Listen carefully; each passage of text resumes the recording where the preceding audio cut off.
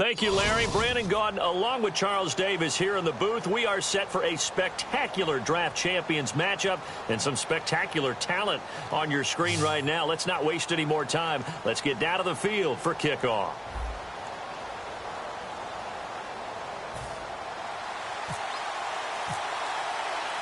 And it's the birth of a new club as we're underway in draft champions.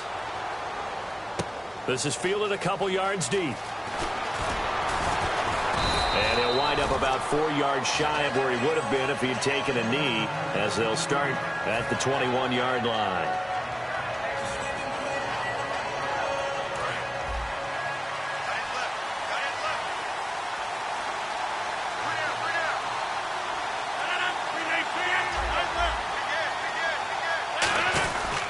Now the first carry for Ezekiel Elliott. And he's going to get this one across the 30-yard line. Give him 11 yards that time and a new set of downs.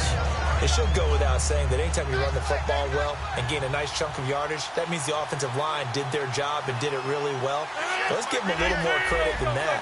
Because all week long, offensive line meetings, they're going over adjustments, counters, and line shifts, all those things that go along with it. And yet, you still have to be physical, and that's what they did on the first play. Well, coaches always talk about finding balance on offense. I don't think you can get much more balance than this. Big-time run, big-time pass. A 1-2 combination. Looked pretty good. How about that? Let's see if they can continue to take that kind of a punch, though. And the wideout in motion. Rodgers now on first down. It's complete to Chris Conley. Give him 18 on that one.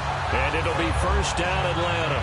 I know many people like to throw to the tight end, maybe in a little flexed out position because he creates mismatches with his size.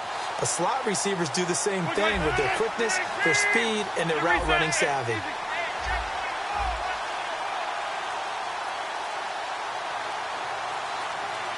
And the play clock's running down. On first and 10, here's Rodgers. Oh, he's got a man wide open, complete. And he gets this one all the way down inside the 15, just shy of the 10. And the game just keeps evolving. Big guys running those corner routes, so difficult to cover. So after that big play, let's see if they can catch their defense maybe on their heels. The wide receiver moving to a new spot. A first down carry by Elliott. And he is into the end zone for a Falcon touchdown. Ezekiel Elliott taking it in from 11 yards out. And the Falcons take it all the way down the field and score on the opening drive. It's good, and that gives the Falcons a 7-0 lead.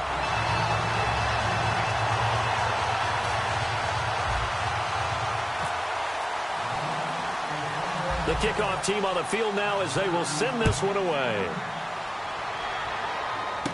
And a short kick, taking it about the 16. And they'll be set up pretty nicely here as they have it up to the 35-yard line.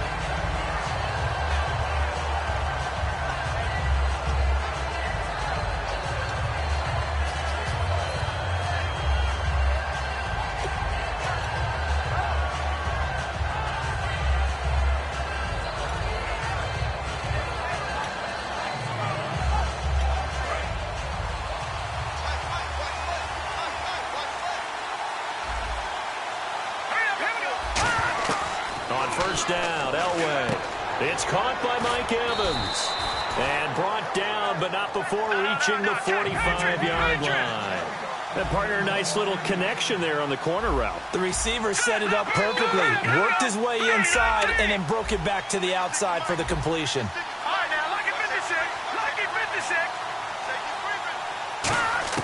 On first, they'll throw with Elway. And a catch right side by Evans. Just a yard on the catch there. It'll be 2nd and 9.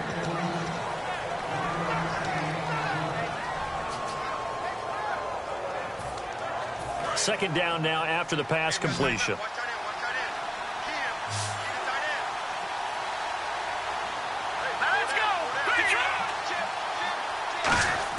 On second down, Elway. Incomplete. Mike Evans, the one he was looking for. And it's third down. When you see passes knocked down by those guys I call the frustrated fullbacks, the linebackers, you know that in their zone coverage, they were able to drop, see the ball thrown, and react to it very quickly. And for the Falcons, 5 men in the secondary, now on third. On third down, Elway. A 50-50 ball here, and it's intercepted. Picked off by Champ Bailey. And they are going to set up shop at the 32-yard line. Atlanta now coming out on the field. And that last drive, a long drive, but not just that. They had a great air attack going. Do they stick with that? I would think that they would, because if they were confident enough to do it on the last drive, starting backed up in their own territory, why would you change anything? They've got to be confident about what they're presenting and continue to do so. Yeah, because the secondary, they really look clueless. And that was amazing because that drive went and went, no adjustments and no big plays by the defense to knock the ball away.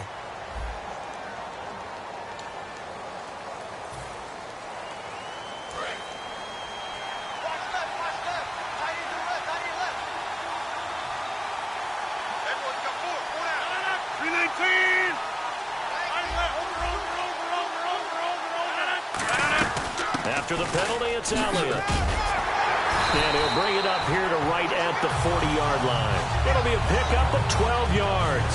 And that'll make this a second down. Really tough drive, but that run helped salvage something there because now there's something positive that came out of it. They got to see good blocking, good push by the offensive line, wide receivers trying to get involved, a good run by the back. And now maybe it'll be a catalyst for them to look at going forward, watching it on tape. Maybe they can keep incorporating that type of a run into their offense. He'll let this thing go for Sanders. That's caught inside the 20. It's a big play there for Atlanta. 44 yards. A great job pulling that one in from a guy, as we know, who can really blaze. He's got a lot of speed. And that speed can work for him so many different ways. Sometimes he just takes off and goes and just runs past people. Sometimes you get people to back off so far that you can catch everything underneath. But still, at some point in the game, you probably have to make some contested catches, right? Sometimes you have to go up and beat a defender for the football. He has that in his arsenal as well. Showed it right there.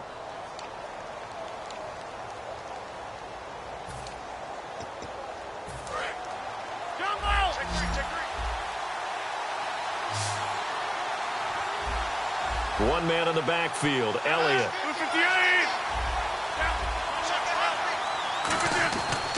On first down, Rodgers. Can't find anyone open. And this is caught for a Falcon touchdown. Richard Rodgers, a 16-yard touchdown. And the Falcons will add on to their lead. He took the hit when he threw that ball. Maybe the O-line just thankful that that worked out for a touchdown. Yeah, because, you know, their pride is don't let that guy get hit, no matter what, under any circumstances. But anytime it pays off in a touchdown, they'll figure out how to block a little bit better going forward.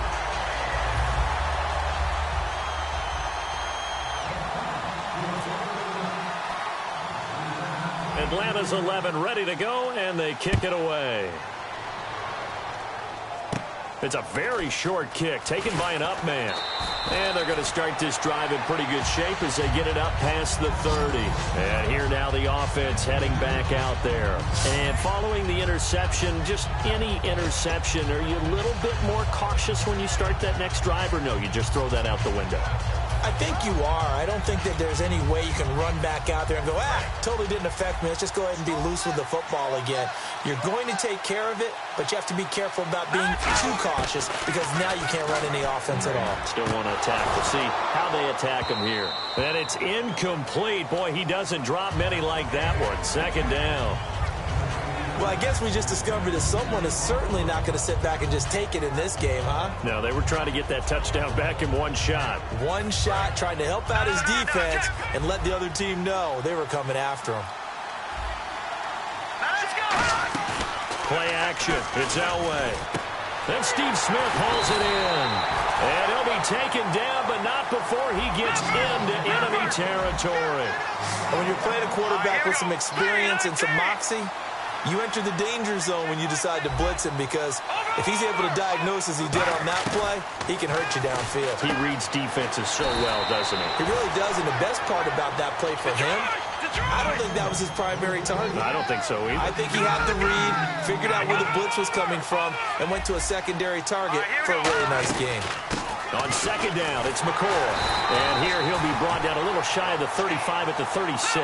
Give him 3 yards and a fresh set of downs. 2nd and 1 is often an invitation to take the big shot downfield. I bet the offensive lineman said, "Are you kidding?" He just looking for Evans, and it's intercepted. Picked off by Champ Bailey. And a big turnover there as his guys will get the football back.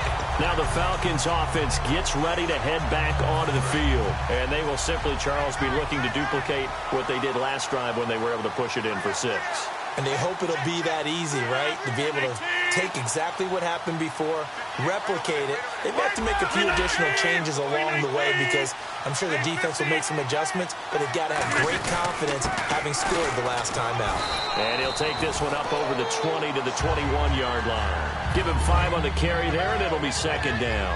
Shift together here from the D-line. Now that's exactly what you want on a first down run. Pick up 5 yards, bring up 2nd and 5. The defensive line, though, they've got to figure out a way to out-leverage the guys up front, because the offensive line is winning at the point of attack. To throw is Rodgers. And that one got tipped, kind of threw everything off. It brings up 3rd. Well, we're not playing 3 yards in a cloud of dust football anymore. I kind of get why those old-school coaches sometimes didn't want to throw the football, because if it's popped up in the air, it almost turns into slow motion, and both sides trying to get to the football, and you're holding your breath wondering whether it's going to go good or bad for your team. Play clock winding down. Snap comes at 1. But when this ball's tipped and intercepted, picked off by Vontae Davis. And they take over. They'll set up shop at the 46-yard line. And now back out comes the offense. And 2 interceptions thrown here in this first half. You hear it, no matter the sport, they say the great athletes, they can kind of have a short-term memory, but that's easier said than done. It is easier said than done, but I played with a guy who threw 2 interceptions in the first quarter of a really big game we were playing. Johnny Unitas? And no, not quite of that level and not of that age. But I was going for the age. I remember looking over at him, and he was smiling. And I thought, what is he smiling about? It's because he had enough confidence in himself that was a fluke. And he went out and played pretty well the rest of the day. Brief break in the action here. More from Cleveland after this.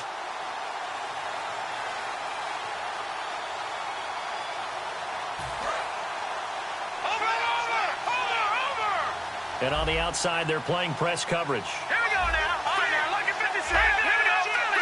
Feed. All right, now, look at 56. Elway off the bootleg. Pressure brought in, and the Falcons get there for the sack. Kawamisi leading the surge there. He drops him for a loss of 6. And they're going to hurry back to the line now. Let's go. Green, here we go. From the gun on 3rd down, it's Elway. And it's brought in by Pitta. And he picks up the first before he's taken down at the 29. And on display right there, the arm that made John Elway a lot of money. And that's going to leave a mark, because when he throws it with that much force, one of the best arms the game has ever seen, one of the strongest ones, it does leave a mark. They actually called it the Elway cross, because you could see the imprint on a player after he caught one of those bullet passes. 2nd and 10, Elway again. Smith catches left side. And able to break one tackle, but then quickly brought down. But a nice little gain. It's a 9-yard pickup on the play, and that is going to set up a 3rd and 1. On 3rd and 1, it's Elway. He's got Evans. And he picks up the first down yardage as he takes it down to the 16. They're going to hurry back to the line now. I don't care how many times we say it, I still get a kick out of watching quarterbacks and receivers do the pass tree in pregame warm-up.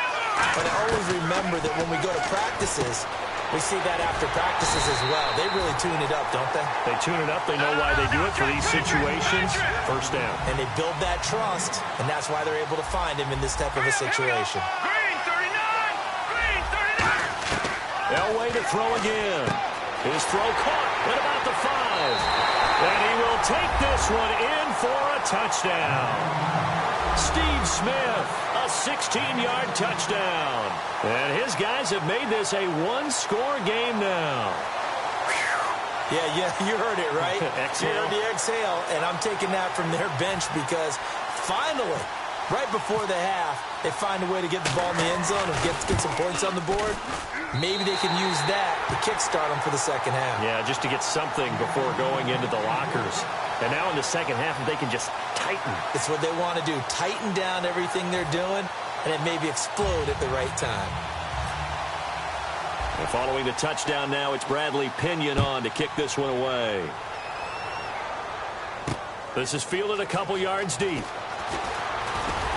And he's able to get it across the 20, but not by much, as he's marked down at the 21-yard line. Now the Falcons offense, they get ready to head back out here. And with time quickly fading here in the second quarter, not sure how aggressively, offensively they want to play this.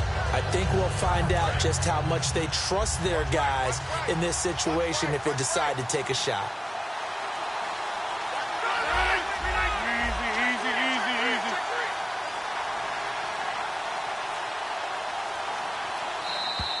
Play clock down to 0, and this is not the way to start a drive.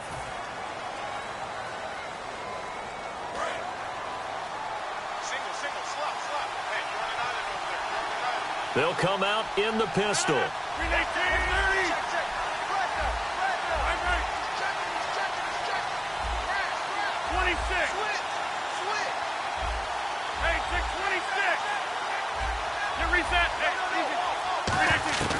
Shotgun now for Rodgers. He's going to fire one deep over the middle. He rifles one that's intercepted. A great read, and it's picked off. And his guys have got it back at the closing stages of the first half. Out comes this offensive unit as they get set to take over here. And with time quickly fading here in the second quarter, not sure how aggressively, offensively they want to play this. I think we'll find out just how much they trust their guys in this situation if they decide to take a shot. They come out 5 wide, 3 of them to the right side.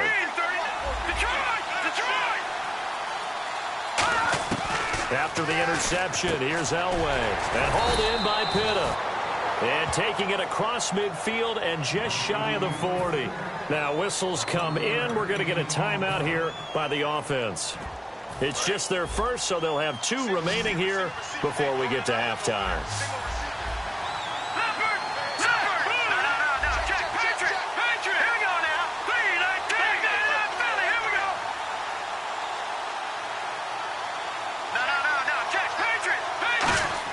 On 1st and 10, Elway firing quickly here, and that's complete. Now hold everything here. We're going to get a timeout by the offense. So that means they're down to 1 remaining here as we head toward halftime.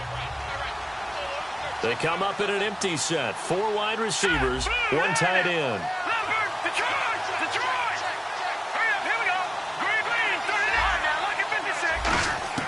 On 2nd down, Elway. And he's got his man on the out route. And here he'll be brought down a little shy of the 35 at the 36. Now whistles come in. We're going to get a timeout here by the offense. And with halftime on the horizon, they'll be out of timeouts from here forward.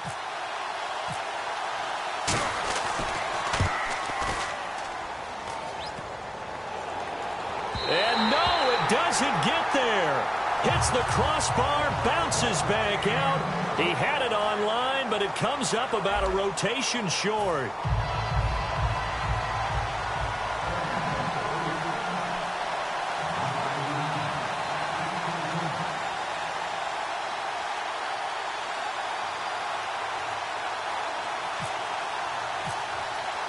So both teams have their marching orders, and we'll get going again here in quarter number 3.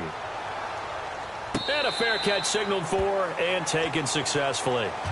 So here they come, the road team now getting the football first to start this 3rd quarter. They're close game, but they're going to need to do a little bit better probably here in half 2, no?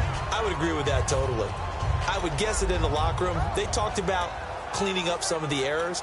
But overall, I think they wanted to be positive with them. Guys, we're right there. Just not playing as well as we need to. Let's pick it up, and we still have a chance to win this game. Yeah, they do. We'll see if they can pick it up. Defense showing blitz.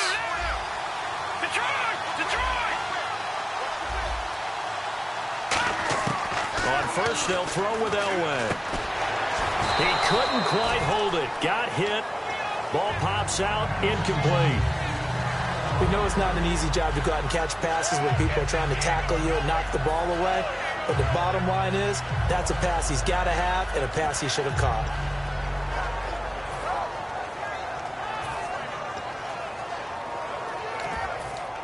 Second down here after the incomplete pass.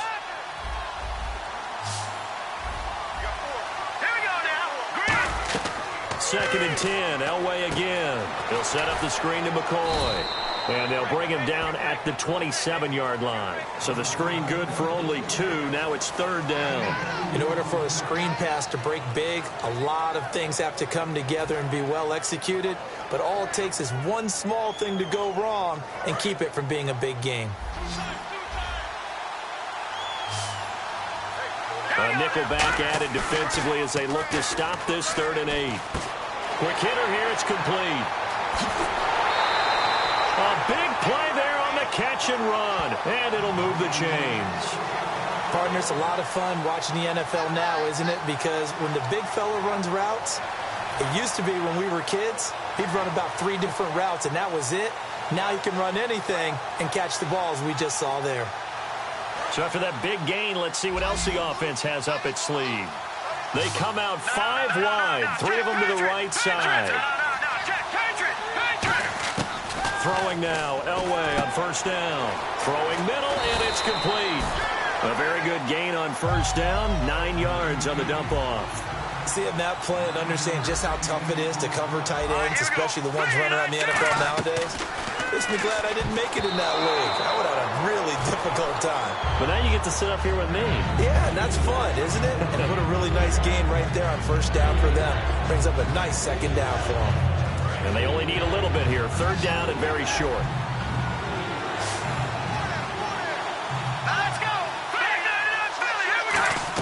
On 3rd and 1, it's Elway. And he'll check this one down to McCoy.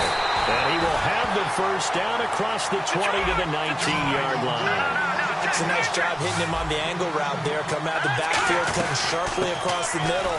And that's good timing between the quarterback and his receiver. Effective third down play to move the chains. Just a yard on the first down carry, so it's 2nd and 9. Partner, we know today's NFL is really built around the guy throwing the football. But these short runs, they still pay dividends because they can take their toll on a defense and they can add up as the game goes along. You control the clock, you control the ball, and that way you often control the game. Now Elway. Throwing over the middle, and it's incomplete. All defenders get tired of hearing about their lack of hands and why they're playing defense instead of offense. But in this situation, it was the hands that made the play. Batting the ball away on an attempted touchdown pass. Excellent job. Way to knock it down. Here's Elway. Now they go screen. It's complete. And he will have the first down inside the 10 to the 9-yard line. Well, they've had a great, impressive drive going here, and that pickup ensures the drive continues. And not only do you continue the drive, which is demoralizing for the guys on the defensive side of the ball right now, but you make your own defense happy. They're able to get a little more rest over on the sidelines while this one continues downfield.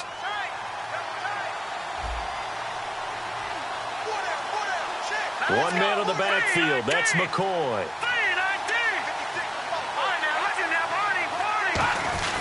And they'll give it to him here. It's a gain of a yard, and it'll set up 2nd and goal. Well, it's been the air game that's taken them down on this drive before they finally turned around and handed it off on the last play. And now they're looking for the big boys to get him in the end zone. Couldn't do it there. It'll be interesting to see. Offensive lines had to pass block a lot on this drive. Will they be able to revert and fire out and create some space in the run game? Long drive. The defense just cannot seem to catch a break and get off the field.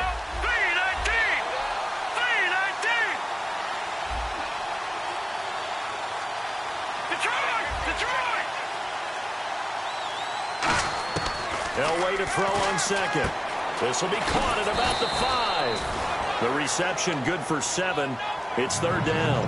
When you see zone defense and you know you've got a drag route on as your primary call, you've got to be really careful as a passer about how far you let your guy go because he might wander into some tough coverage. Well, they've gotten it to the 1. Can they get that final yard here on 3rd and goal? They come out here in the eye. They'll go with the keeper, and he is into the end zone for a touchdown.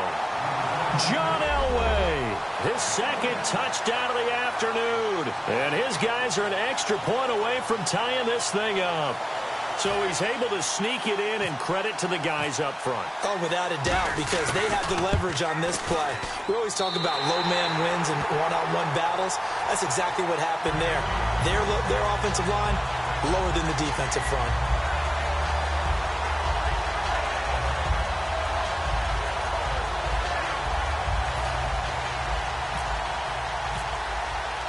So all square here in this third quarter as the kick's away. This is fielded a couple yards deep. And he'll get it up past the 20 to the 22-yard line. Now we take a glance at the offense as they work their way back out for their first possession of the second half. First half showed us some pretty good offense. Tie game, we'll see what the second half brings. And it'll be interesting because I think both sides feel pretty good about what their offenses are doing.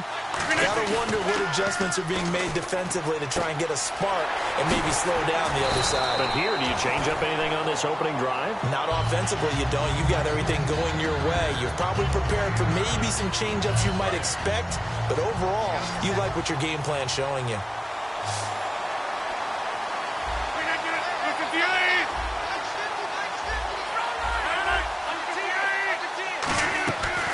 On second down, Elliott. 5 yards on the play there as the drive will continue. And we're back now here in Cleveland. All square, 14 apiece to score as we get ready for the fourth quarter.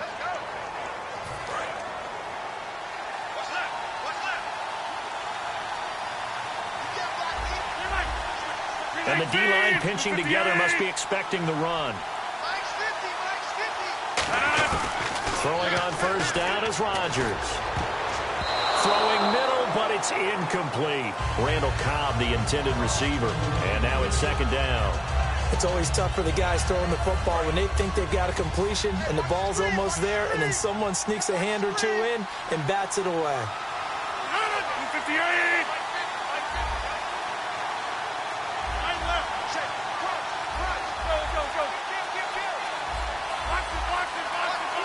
They'll need to get the play off quickly. Rodgers will try again on second down.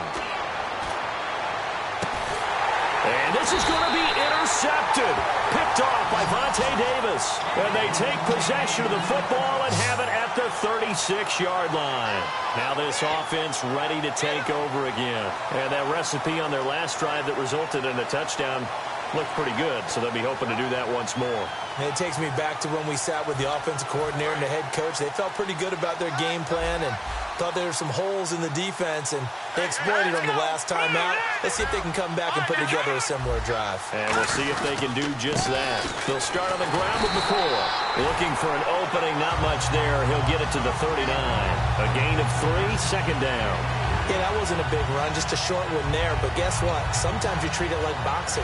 You throw that jab out there, and you throw it again, then you come with a big punch later. Maybe they're just trying to set them up. See if they stay on the ground for second down. They come out 5 wide, 3 of them to the right side. On second down, Elway. And this is going to be caught? No, they say it's incomplete. Out routes are always timing routes, and if the timing's off just a little bit, it can really throw off a play. It looked like he let it blow too much there. Yeah, there was a fraction of a second because he caught it, just couldn't stay in bounds.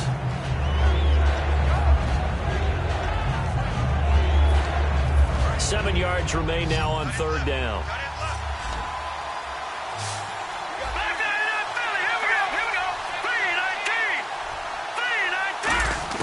On third down, Elway. And almost intercepted.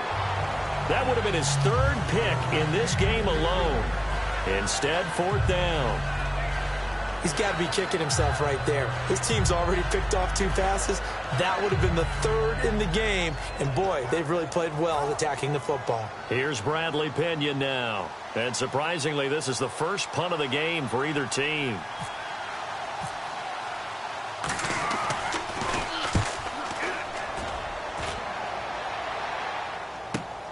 That's fielded at the 8-yard line. Oh, what a move. That'll wind up being a 50-yard punt, though they do get 10 back on the return. And the Falcons will get it 1st and 10 from deep in their own territory.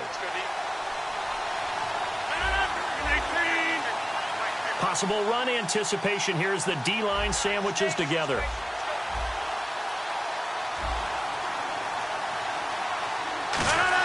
They go back to the air here after the INT. Left side complete, Safarian Jenkins. 7 yards, the pickup on the pitch and catch. And the offense can string something together, but they'll need to do it quickly here to try to get points on the board and win this game. When you execute a drag or a crossing route really well and give them a chance to let it develop a little bit, you can gain some significant yardage hitting your tight end on that one. And they do finally get him, but he takes it to the 25. A big run that time by Elliott. And even 50 yards. Again, we'll see the pistol here. 26. Rodgers now on first down. He's got time. This will be caught inside the 10. Time for a break. We'll come back and see how it all shakes out after this. And the next snap coming inside the red zone here.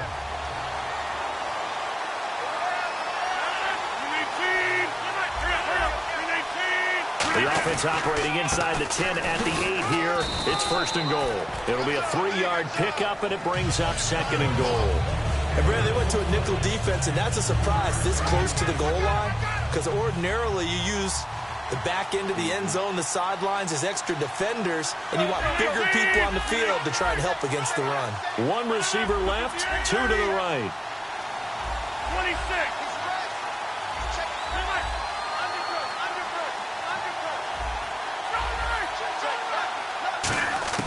Now Rodgers. And that is caught. Touchdown, Falcons. Chris Conley, a 5-yard touchdown. And the Falcons have taken the lead. And there's the go-ahead touchdown, and so likely will kick an extra point. But to me, I'm looking forward. Special teams now with your kickoff, and then your defense, that's where the pressure shifts. Yeah, because there's plenty of time left on that clock. Anytime you're over a minute in the NFL, there's a chance.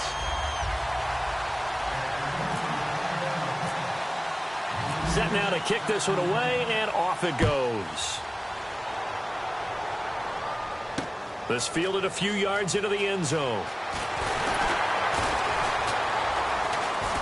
And he'll wind up about 4 yards shy of where he would have been if he'd taken a knee, as they'll start at the 21-yard line. So out now comes the offense back onto the field. They're down here in a 1-score game, but the time, it's a factor, but it's not a huge factor right now, is it? It's really not, because this amount of time gives them a chance to run their offense, to go through play sequences. And this is what they work on every week in practice, usually on a Friday. They go over this type of a situation, late game situation. What are we going to do when we have the opportunity? They've called these plays a bunch of times. Now's their chance to execute them. Well, they have the opportunity now. Here's the execution. He'll look to throw. And hauled in by Pitta.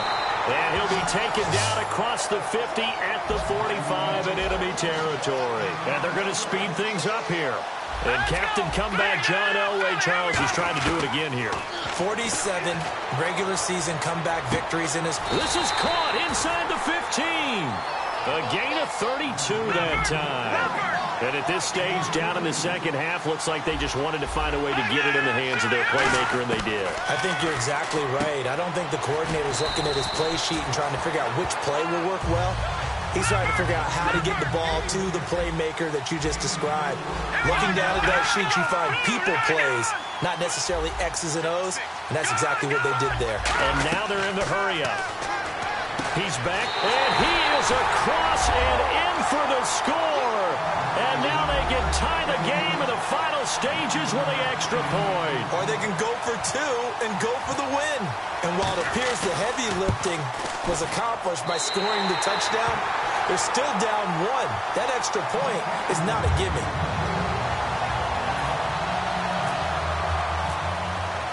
And following the touchdown now, it's Bradley Pinion on to kick this one away. This fielded a few yards into the end zone. And in hindsight, probably should have stayed where he was, as he'll only get back to the 16-yard line. Here comes the Atlanta offense now ready to take over here. They're up by one. They have the football. The key here, just don't do anything silly, right, Charles? That's exactly right. You know, all the admonitions as they ran out there. Take care of the ball. Secure everything. Now here's a timeout coming on the defensive side of the ball. And as the two teams talk it over on their respective sidelines, we take a break.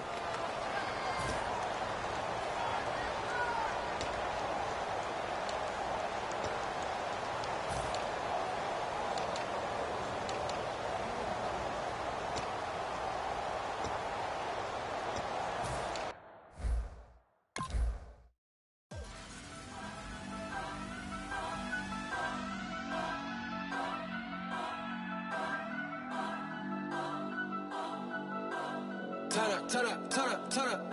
I'm breaking in. I'm at the pearly gates, but they won't let it in. I told the devil, I said, I ain't trying to sin, yeah.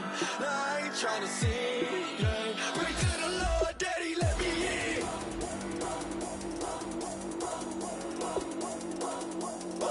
I'm breaking in.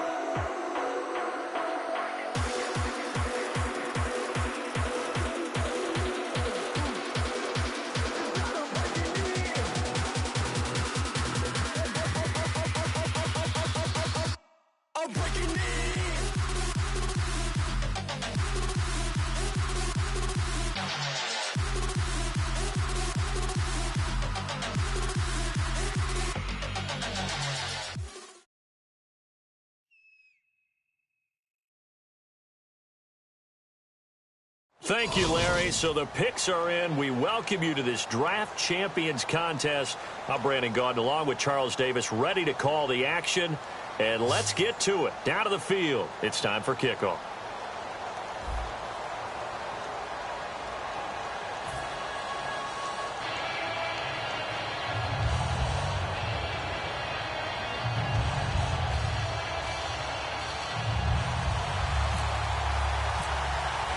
Two teams here amped and ready for football, and off we go in week 2 of Draft Champions. This fielded a few yards into the end zone. And he'll take it back to about the 19-yard line.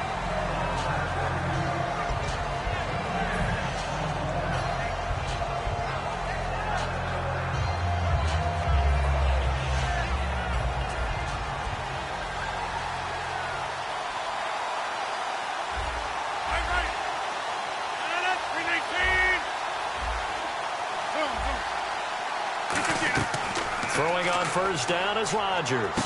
And the catch made. This is Emmanuel Sanders. And he'll get this up to the 34-yard line. 15 yards through the air and a first down. Now that was pretty. They executed that curl route versus zone coverage, and that changes things a little bit because against man, it's often a tight curl, tight, sharply run route. Against zone, you're just looking for that open spot, that dead area, so you may curl it a little bit wider just to get to that place. And usually a tight window. He fired a bullet in there for the completion. And there they went crossing route against the zone defense. What do you think of that? Takes real coordination between the passer and the receiver because you've got to read those zones and where the open spots are and be on the same page with the guy throwing the football.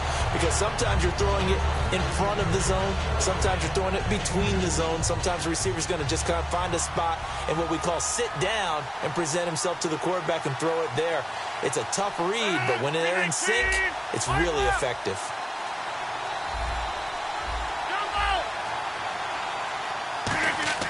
Rodgers to throw on second down. Wide open receiver complete. And he gets this one all the way down inside the 20-yard line. And there's a completion to the tight end. And look at the size of these players nowadays. At that spot, 6'4", 6'5", and up. A lot of guys used to be basketball players, somehow came back to football. And that's really good for the game of football. You're getting better athleticism, great hand-eye coordination, guys who know how to control their bodies when they run their routes. Into the red zone, it's Rodgers. Oh, he had 6 points in his hands there, couldn't hang on. Second down. After all the preparation, all the practice, a play like that will absolutely break your heart. They had everything they wanted, just unable to complete it. In the end zone, a big-time drop. In motion left is Cruz.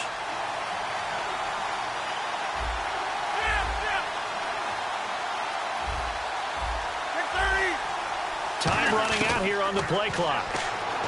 Throwing is Rodgers. Dancing to his left. Now look out, Rodgers lost the football. And this is going to get out of bounds, so they will gain a bit of yardage on the play, actually, and they'll hold on to the football as well. So the offense needing 4 yards. It's third down.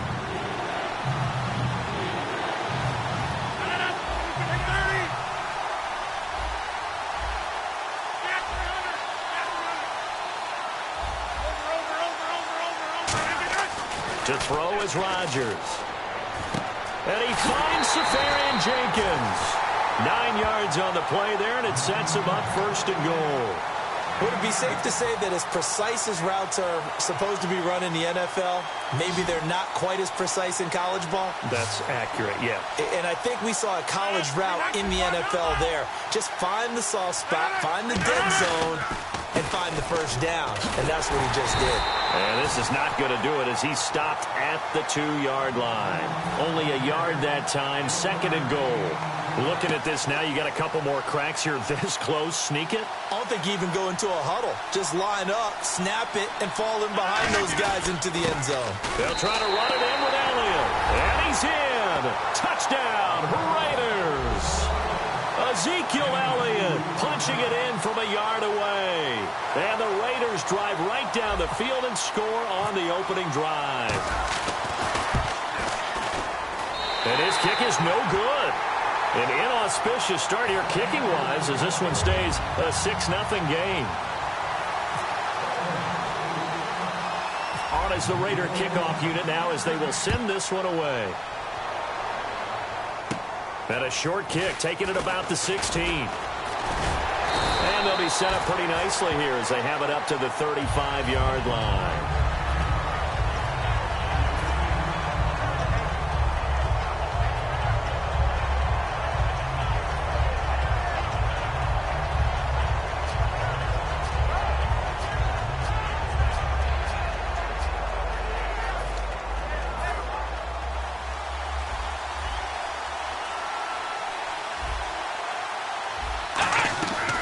Now a carry for the 1994 Hall of Famer, Tony Dorsett. And able to get this one across the 45 before he's brought down.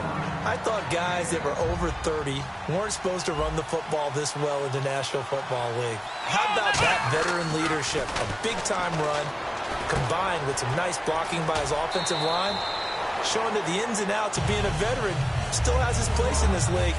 His odometer is not totally turned over yet.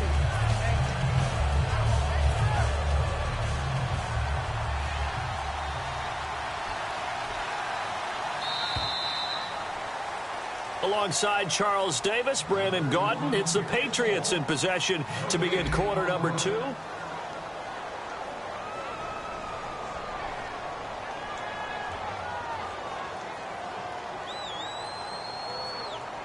Now it's 2nd and 7.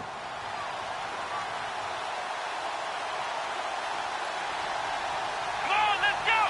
Try 38. From the gun, it's Taylor. Steps away to his left. Taylor hit. He lost the football. And fortunately for him, he's able to get it back. But it will be a loss on the play. Well, that was a big oops right there. But how about his ability to correct it? Loses the football, able to get it back himself. Yeah, pounced right back on it, keeps possession.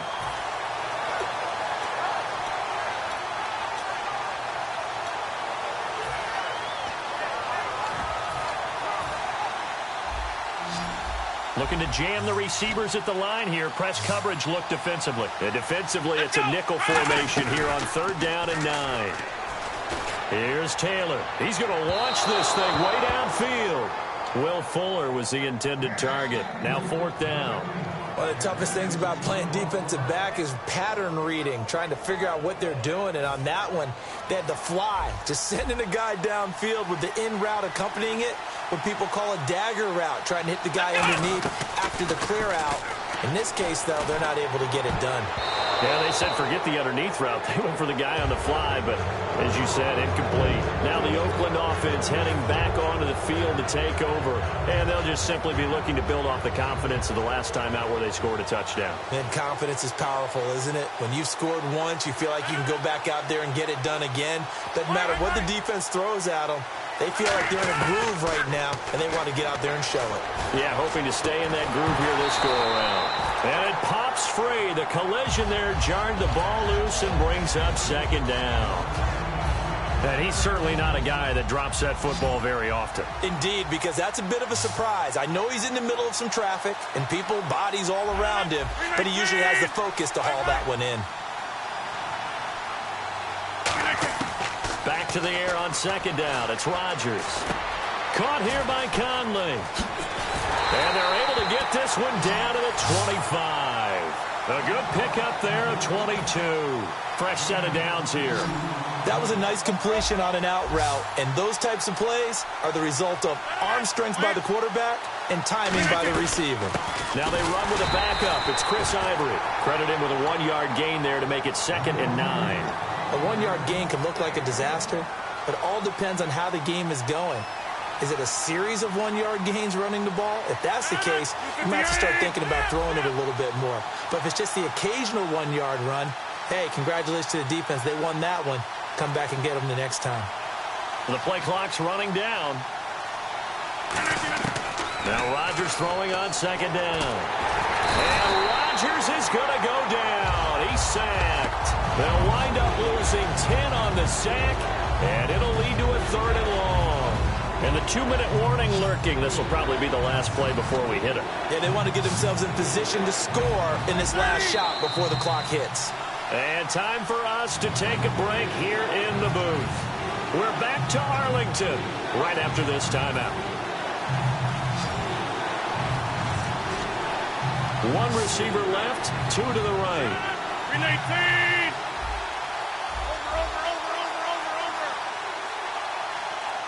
Over. In motion left is Cobb. Play clock winding down. On 3rd and long, it's Rodgers. Under pressure, they got him again.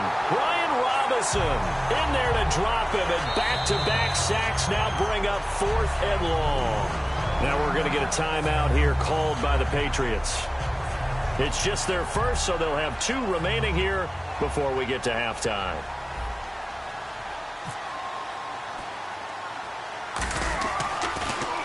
And here's a very low line drive, almost whiffed on it.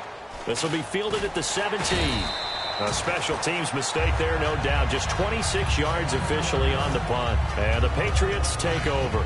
Out comes the New England offense to see what they can do this time. And this offense last time turned it over, went for it on fourth, didn't get it. They're lucky, though, because no points against the team on the board, but we'll see how they respond. Yeah, they've got to get a lot of credit to their defensive teammates, don't they?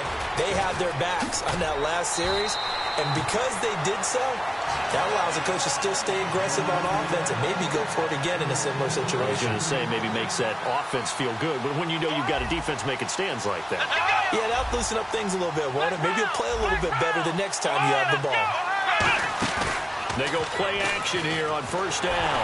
And he takes a shot on the release as this will be incomplete. He was looking to get it to Allen Hurns that time. And that'll bring up second down. It's a tried-and-true formula, and I don't think it'll change for as long as we play football. If someone's trying to throw the ball and you can put pressure on them and make it tough, that's only going to help your defense. Yeah, he's sensed being hurried. He got rid of it before taking the hit, but incomplete. Second and 10, it's Taylor again. Buying time to his left. And he'll get up to the 43-yard line. They'll get a couple yards on that one, and that's going to bring up a third down. Well, he did a nice job keeping his eyes downfield, waiting for someone to get open. But once the pressure forced his eyes down to see the rush, it was time to make a break for it. On third down, Taylor. And he's got it to Hurns. And he's going to have the first down at about the 38. And the play goes for 19 yards, gives him a new set of downs. And now the passing game here in the second quarter starting to heat up a little bit. Don't you feel the rhythm starting to happen, right? You see it now. The confidence is starting to rise. I think now's a play caller. Got a man that's caught at the 6-yard line. And give him a gain of 37. If post pattern is often equated as a change-up route, how about when you throw it to your big guy down the center of the field? Covered or not, you have great confidence he's going to come down with the football. And when he does, as we just saw, long gains often result. Partner, we're into the second quarter, and I guess you can kind of look at it both ways. The offense, they've got to figure out what they're going to do because they haven't scored any points. But if you're the defense, you're feeling great about what you've got going on. The only concern you have, if you get to the half, what adjustments will the offense make to try to defeat you?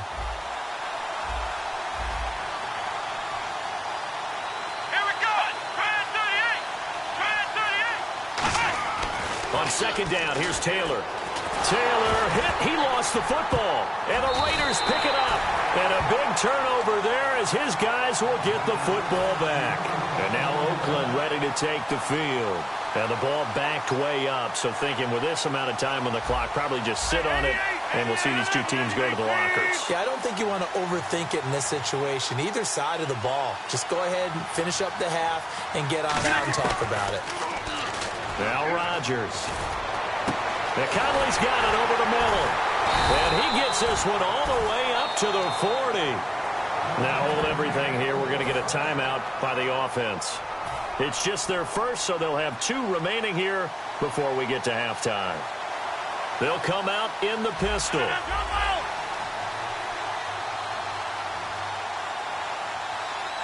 Sanders in motion right.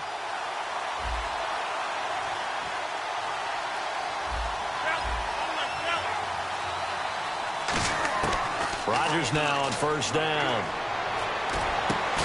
He couldn't quite hold it. Got hit. Ball pops out. Incomplete.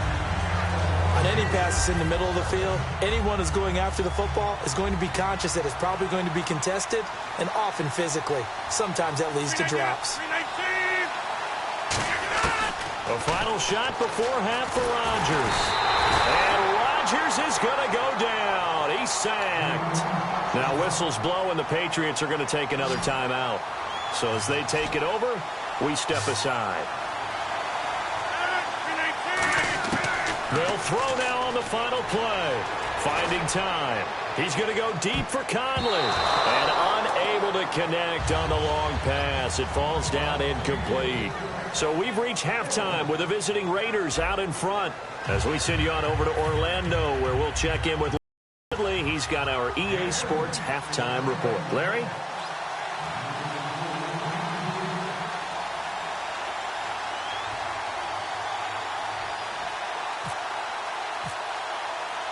Both teams appear ready for the fight ahead, and we resume action here in quarter number 3. This is fielded a couple yards deep. And a good return as he'll be stopped just shy of the 30-yard line. The Patriots offense now, they work their way back onto the field. They're down here, but very much in this game. What's the tonality of a coach's talk when a game is within striking distance like this at intermission? Typically, what they're doing is emphasizing the things that went well in the first half and wanting more of that. Sure, you've got to go over some of the errors and clean up some things because there's a reason you're down. But overall, I think they want to stay positive, stay up with this team. We're just starting the second half, and we've got the football. Let's go ahead and punch it in, and then we'll take it from there. See how that recipe works. Here we go. 38. Hey. On second down, Taylor. It's caught right side, it turns. And he'll be taken down, but not before he gets into enemy territory. That looked like a pretty good route combination there because you've got to find a way to clear the guy running the drag. Because when you do, you just put the ball on him and then let him run. He's got some space. So here we go, 1st and 10 now. They come out here in the eye. On the give, this is Dorsett. And he's going to be hemmed in and brought down right at the line of scrimmage. No gain on the play. It'll be 2nd down. Big boys down there in the trenches and a nice play to stop them cold. Nothing there. Yeah, when you talk about big boys, you're talking about those defensive tackles, those nose tackles. They're not just big, they're immense. And what a big-time play there. And on 2nd and 10 now. Let's go. Here's Taylor. Completes it to Hearns. And he's brought down. A nice pickup there of 11 yards, and it'll move the sticks. It's a nice completion, a little bit of run after catch as well to create the yardage that they got. But it is so tough to cover that route, the drag route, because they run it at varying speeds. Because the key is to create hesitancy on the defender's part. And no escaping this time as he'll go down. They got him for a sack. Andre Branch able to drop him for a loss of 4. So the sack on 1st down there by the defense. And now it's 2nd down. They come up in an offset eye. Now it's Taylor. Going for Hilton, and it's intercepted. Picked off by Jason McCourty. And his guys are going to take over at the 21-yard line. A look at the offense now here, coming back out on the road for their first possession of the second half. 319.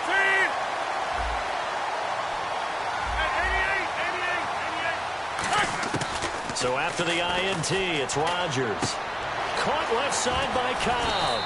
And they'll take him down at the 31-yard line. It'll be a pickup of 10 yards. And it'll be 2nd and very short. Doesn't matter whether it's a zone coverage or man coverage. The drag route can be effective when it's run well.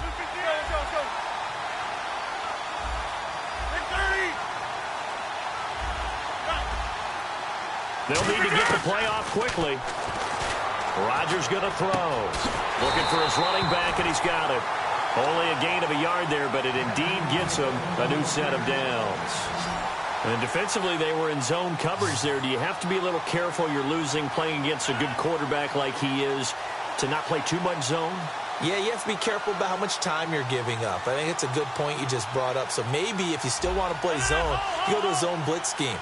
And you can drop anyone out of your defensive front, defensive end, defensive tackle. It doesn't matter. You just exchange someone to bring more pressure towards the quarterback and still try and cover downfield.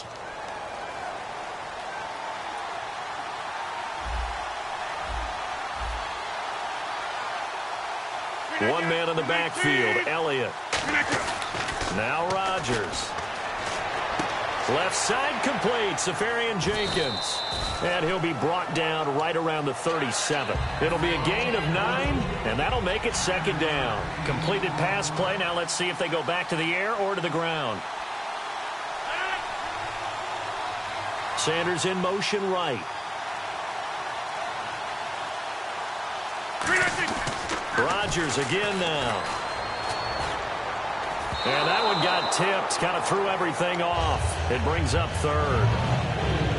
Pretty good coverage there, and both of these defenses, they've had good coverage throughout this one. No doubt about it, and in today's NFL, where we're used to a bit more scoring, This feels almost like a well-pitched game in baseball on both sides where the tension continues to build. Who's going to make the big play? Throwing is Rodgers on third down. Trying to get it to Cobb, and it's intercepted. Picked off by the linebacker, Nigel Bradham. And they take over. They'll set up shop at the 46-yard line. So the Patriots coming out now. Looked like they had something going last drive. Then the interception happened. Will they recover? The memory they need to keep with them is that they did have something going. They were moving the ball on offense, had a nice sequence going. Don't worry about the other part. You can't get that back. Let's go back to what you were doing well before. I thought you were going to say they need to have no memory, but remember the good part, forget the bad. I like that even better. Back now in Arlington. It's Patriot football, but they trail here as we begin the fourth quarter.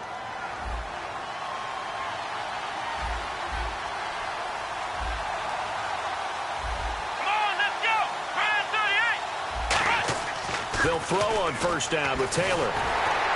Hit as he throws there, incomplete. Well, any caused incompletion is good for a defense. But when you add to it, you get a little hit on the quarterback, knock him to the ground, make him think a little bit, hopefully knock him off his game, especially in a game of this magnitude, this tight in the fourth quarter. You got to feel pretty good as a defense.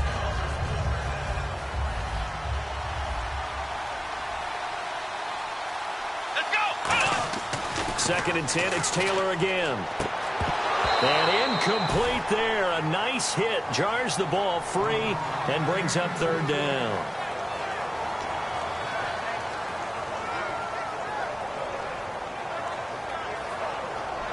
So a ways to go here on 3rd and 10.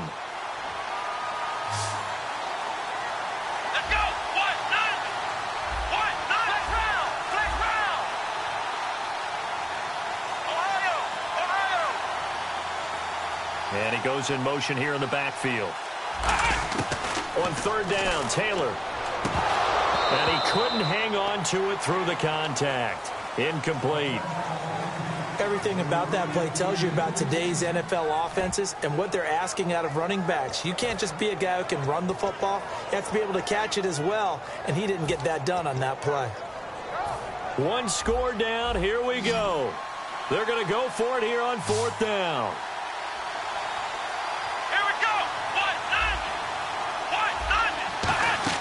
Here we go. It's Taylor on fourth down. And he's brought down. Can't do anything with a football. It's a sack and a turnover on downs.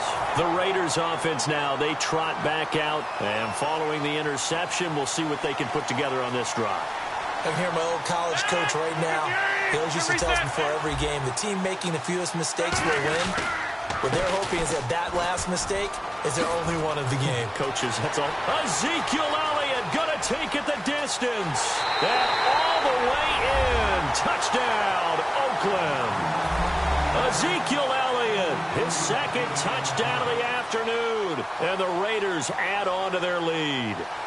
Not only touchdown number 2 for him, but a big run to boot. However, still trailing. Still trailing, but not because of his efforts. Well, he's playing really well, and I love his long speed there, right? Able to get out there and burst all the way to the end zone, and smart enough to keep the ball in his hands and get into the end zone for the touchdown. In 2016, on all levels of football, we're seeing guys drop it before the goal line. What's the rule, Brandon? Run into the goalpost. That's right. Before you drop the ball. That. There you go. And a short kick, taking it about the 16. And they'll be set up pretty nicely here as they have it up to the 35-yard line. And the Patriots gearing up to go now. And last time out, went for it on fourth down, turned it over, gave them great field position, turned it to 6 points, so they've got to recover here, Charles. It's amazing what one decision can do in the chain of events, right? The decision to go for it on fourth down. Caused all of that. It caused every bit of it, but it showed confidence. Hey, I've got confidence in you guys. Go pick it up for them. Didn't happen. Also showed confidence in the defense. They didn't pick up their end of the bargain, so now they've got to come back out and start over and rebuild that confidence. On first down, it's Taylor. Fuller brings it in over the middle. 5 yards on the catch there, brings up second down. A good start there on first down. They've got to have this drive. No doubt about it. Down a couple of scores. They have to find a way to put it in the end zone. chunk plays, explosive plays, that would be the key to this drive. Taylor, they set up the screen to Dorsett. Give him 3 on the screen. He couldn't break free, and it's 3rd down. So many things have to come together just right for a screen pass to break for big yardage. The blocking, the timing of the pass to the runner, everything has to fit together just right. But on that play, the defense was able to disrupt things and hold it to a short gain. And he'll be hit as he releases it, and that'll fall incomplete. 3rd down is the down. Both sides know they absolutely have to win. And the name of the game for the defense is pressure on the quarterback. But pressure on the quarterback with contact, that's how you end up winning it. Got to try it here. He's back to throw. He finds his target, Fuller. And he's taken down, but not before he gets this into enemy territory across the 40. 4th and 2, they got it. That was kind of that gray area. Is that a feel thing, whether you go run or pass there offensively? I think it's a feel thing. It's a tendency thing about what you like to do yourself on offense, as well as knowing how strong they are against the run on defense. Got to make a decision, and they made the correct one.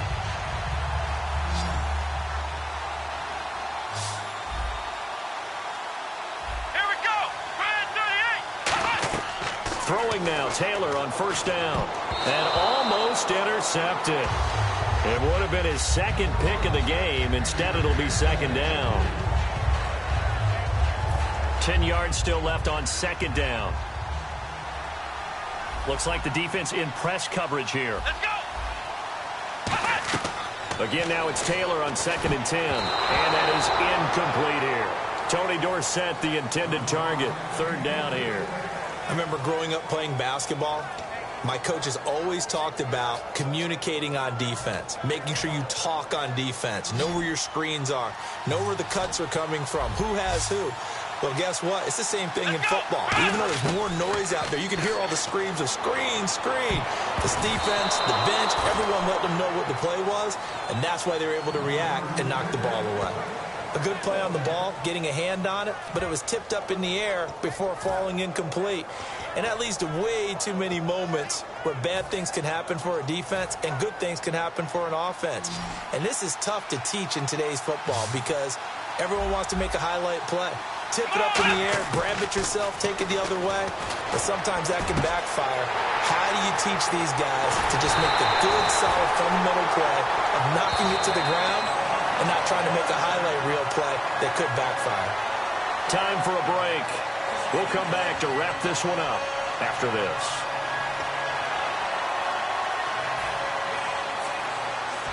And they're definitely showing blitz here. Taylor will throw again. And this is caught now for a late touchdown. So hold everything here. This one's not over yet. And they put it in the end zone, which was job one. Now they have to convert. And then it's decision time, isn't it? Yeah, so this is what all teams go through. You look at the clock, you're inside 2 minutes, look at your timeouts, make that onside kick decision. Yeah, how do you feel about your defense, where you are in terms of the scoreboard, and the time left on the clock, as you noted, so many things to go through. Back to throw. And they're going to get the 2-point conversion, caught in the end zone, and that cuts the lead a bit further.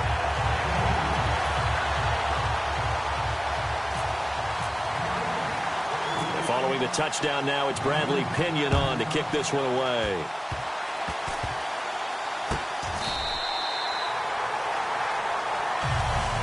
The Raider offense now making their way toward the huddle. They have the lead, obviously, late in the game. I guess the good news for them is if for some reason they would make a mistake, a field goal does the opposition no good. Everyone loves to have a little bit of a cushion, and that helps you immeasurably. But the bottom line is, do all the things that you're taught in order to close out the game.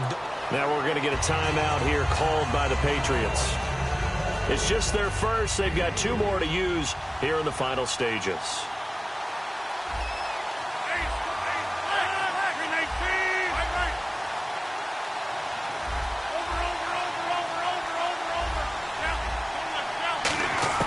Rodgers looking to throw. Now look out, Rodgers lost the football. The big fella. And we are tied. They return it to the house. And now Charles, the extra point, can give them the lead. And they did it on defense. What a play. Second time he's lost a fumble. This one hurts more. It's returned for 6. He's been under a lot of duress, hasn't he? Pressured, hurried, harassed the whole game. Well, the offensive line not giving him a lot of help. Not a lot of help, but the bottom line, he's got to take care of the football. So here's the kickoff now as he'll get it again following that fumble return for a score. This fielded a few yards into the end zone.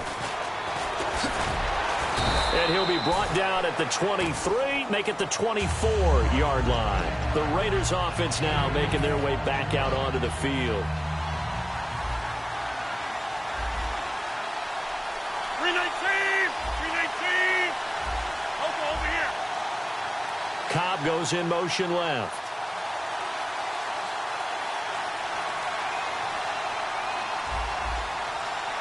Go. Back to throw. Caught left side by Cobb. And they're able to get this one across the 35. It'll go as a gain of 12. And the Raiders are going to have a first down. Over here. He'll look to throw. He gets it over the middle to Cobb. And he's finally taken down, but not before getting across midfield and across the 45-yard line. And now a first down following that long gain. Never make the mistake that the slot receivers, especially the little guys like we're watching here, are just quicker than fast. A lot of them combine quickness and speed, and they catch a lot of footballs, as we just saw there. They'll look to throw. And, a crusher there as it's intercepted. Picked off by Tyvon Branch. And the return comes to a halt right at the 44-yard line. Now the Patriot offense set to take over again. This remains a one-point game. The defense did their job. Now the offense here late, they just need to kind of hold on, seal this victory. And the defense did it so well, didn't they? Didn't allow any points and got the ball back for their offense in order to close out this game. What a great feeling from both sides of the ball. It'll be a better feeling if the offense can just seal this thing. We'll see if they can do it. You trying to say the defense doesn't want to go back out there again? That's correct. Okay. Come on, let's go. Try it 38. Try it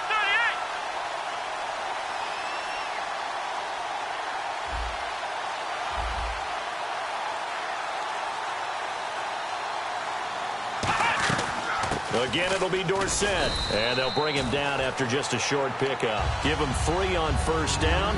It'll set up a 2nd and 7. We always like to talk about defense in terms of levels. First-level defensive line, second-level linebackers, third-level defensive backs.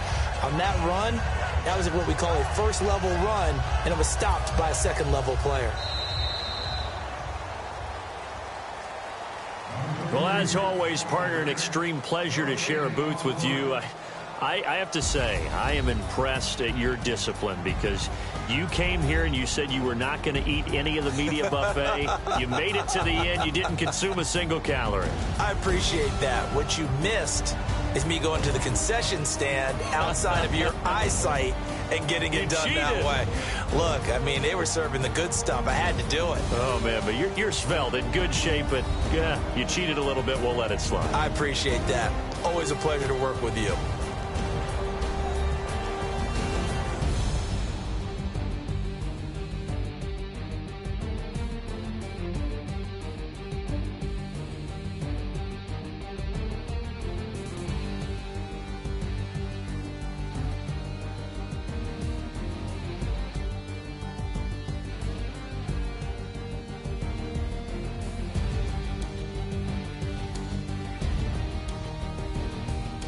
So that'll do it for us. For Charles Davis and all our crew, I'm Brandon Gaudin. You've been watching the NFL on EA Sports. With that, we say so long from Big D.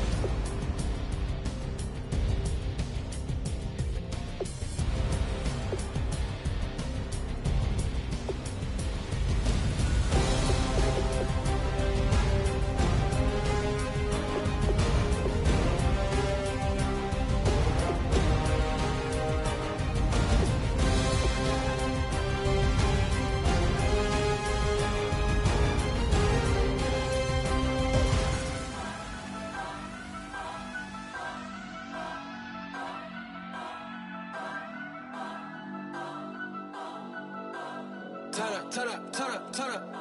I'm breaking in. I'm at the pearly gates, but they won't let it in. I told the devil, I said, I ain't trying to sin, yeah. No, I ain't trying to sin, yeah. Pray to the Lord, Daddy, let me in.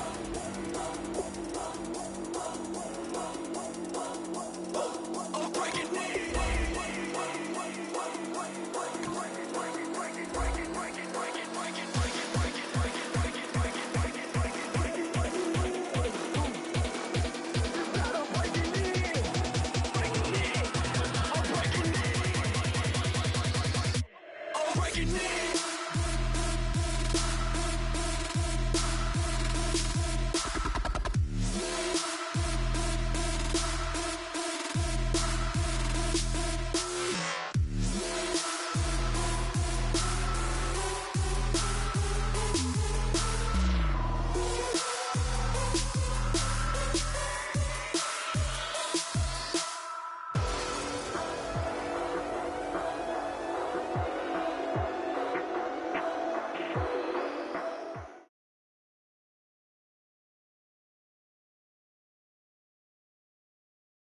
All right, Larry, thank you. It is indeed time for a Draft Champions matchup and what is set to be a great Draft Champions matchup. In the booth, I'm Brandon Gaudin with Charles Davis, and these guys should have a huge impact on the outcome of this game. They're ready to roll. We're ready to roll.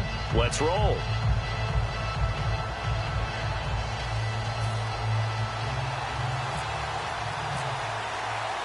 The getting to know each other process is over. Time to get down to it. And we're off in week 3 of Draft Champions. This is fielded a couple yards deep. And he's able to get it across the 20, but not by much, as he's marked down at the 21-yard line.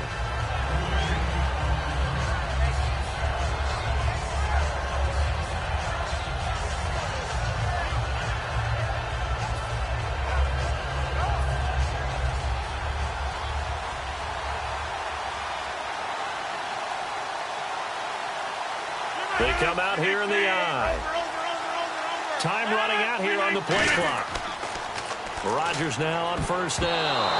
And incomplete to open things up. Emmanuel Sanders, the intended receiver. And it's second down. Oh, man, that was close. The opportunity to change momentum, big play, right in his hands, unable to come down with it. A sigh of relief, no doubt, on offense that fell harmlessly to the ground. Reset.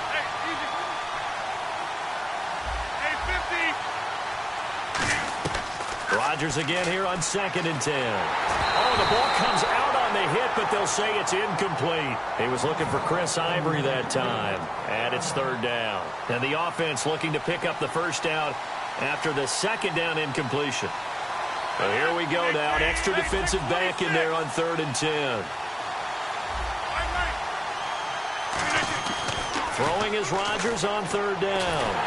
And he takes a shot on the release as this will be incomplete. He was looking for his tight end, Richard Rodgers, that time. And 4th down coming up. So on 4th down, on is the punter, Pat O'Donnell, to kick it away. Back deep, Antonio Brown. And now a low liner. I think he mishit it. Now a fair catch taken just across midfield, maybe by a yard or two. Officially just 27 yards there on the punt. And this offense, they're going to have excellent field position. They take over with a 1st and 10 on the short side of the field.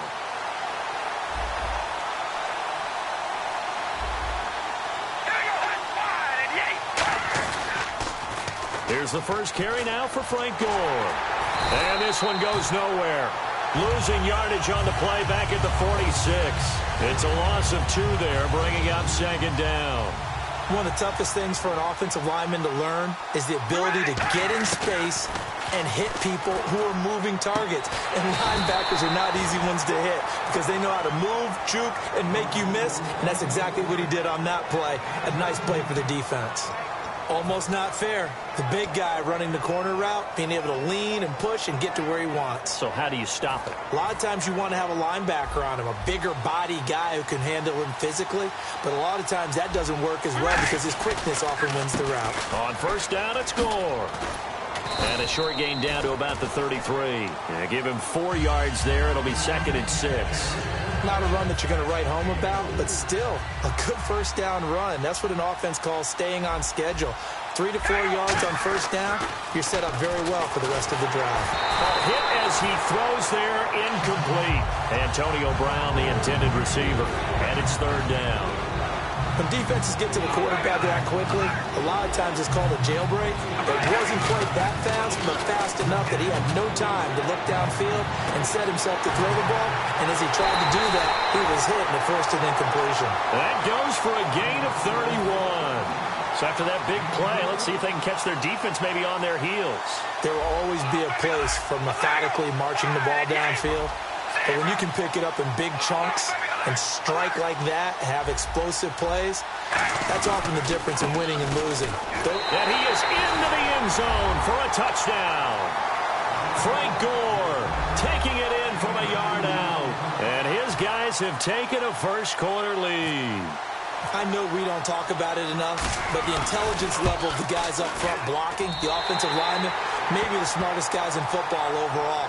Add in a little bit of athleticism and a whole lot of toughness, you got a lot to deal with, don't you? That's why the guys in the backfield get them really nice Christmas gifts, right? If they're smart, they do. This is fielded a couple yards deep.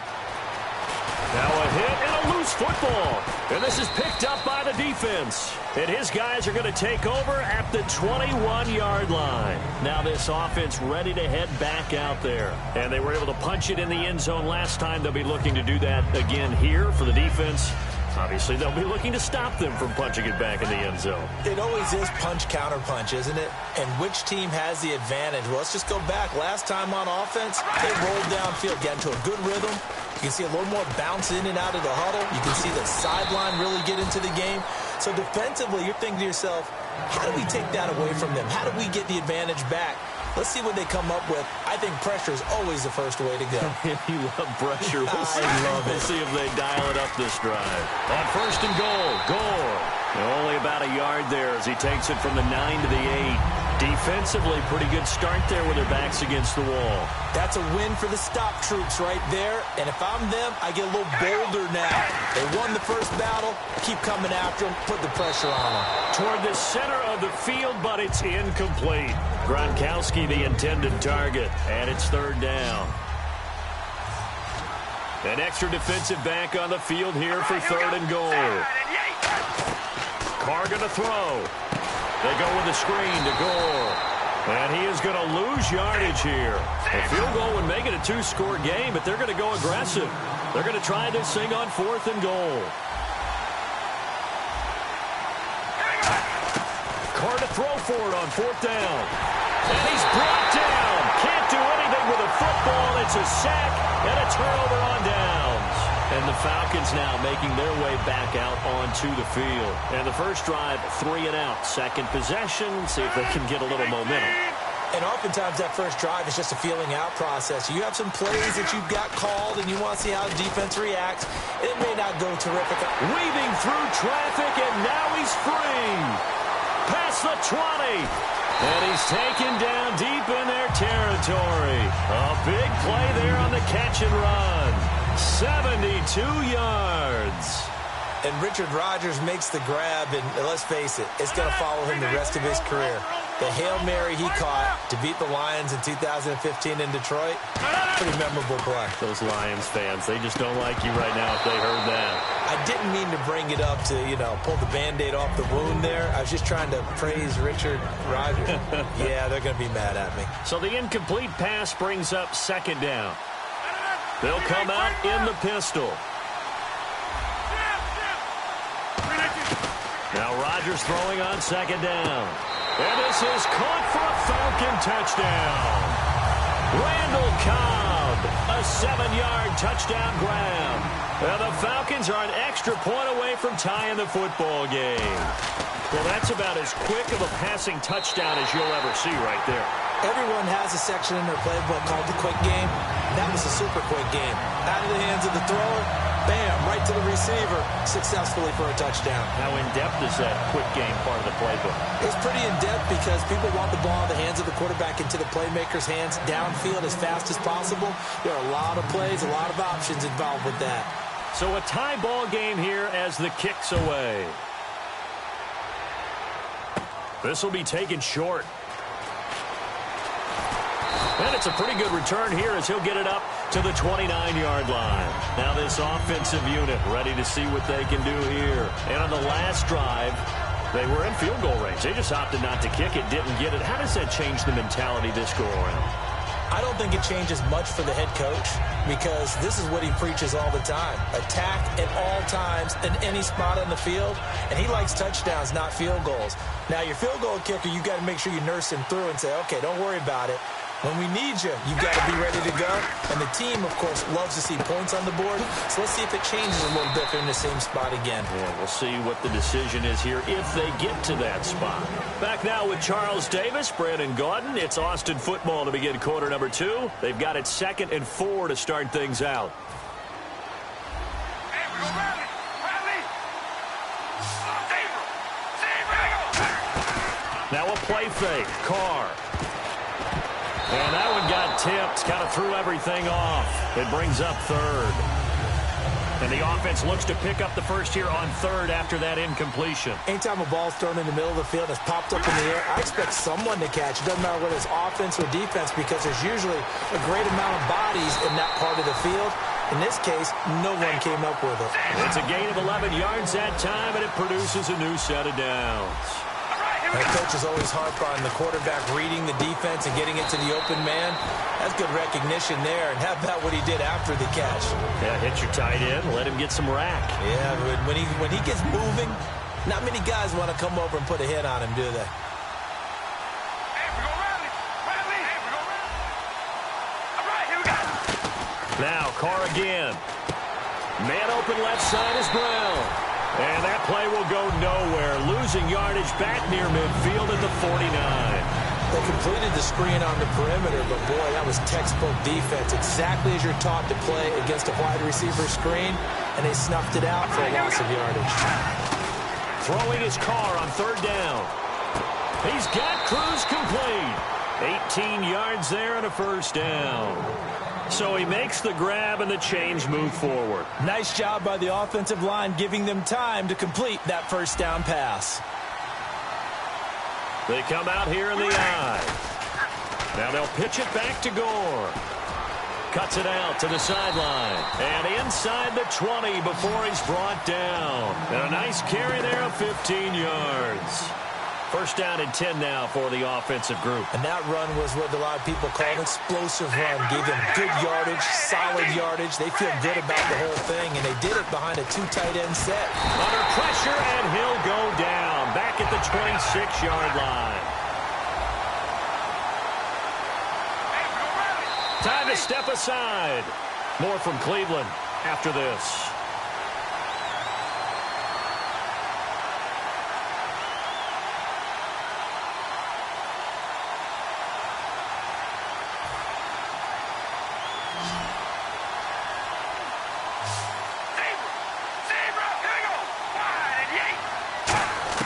Now Carr throwing on 2nd down. And now the ball's out. Carr, and nothing but daylight ahead. The 30, 20, 10. And this is going to be brought back. It's a scoop and score for the Falcon TD. It gives some kudos to the defensive coordinator, I think, here. They bring the blitz, they dial it up, and it turns into 6 points for them. It's so nice to hear you actually give kudos to the defense. It is so nice. You're such an offensive guy like that. I love it. He dialed things up, and boy, a big play resulted for his guys. Well, you like the credit to the defense there, right, my friend? Yeah, do I ever?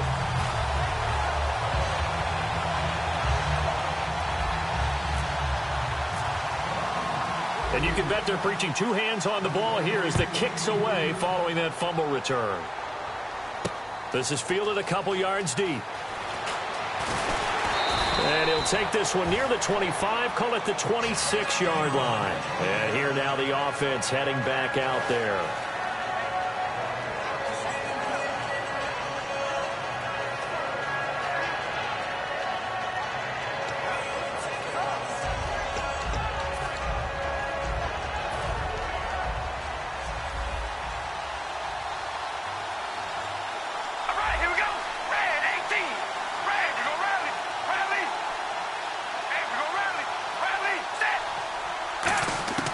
Throwing on first down is Carr.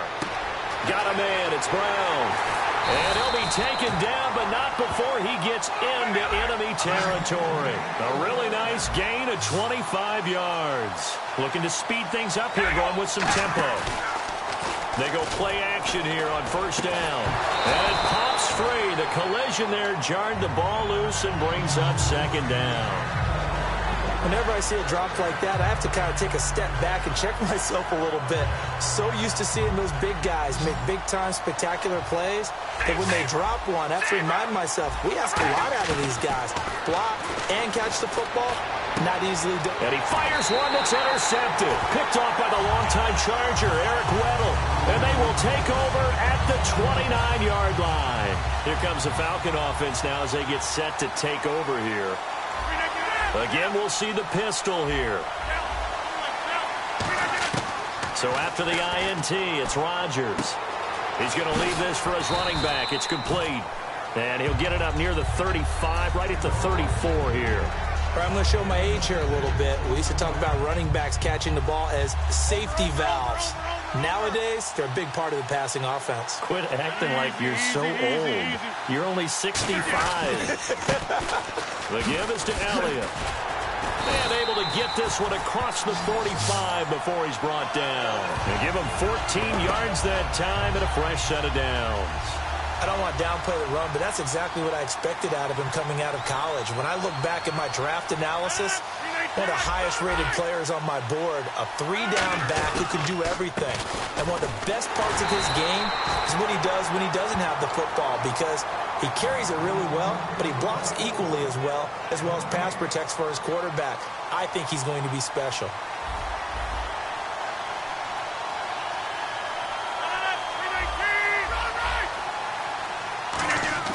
Now Rodgers throwing on second down.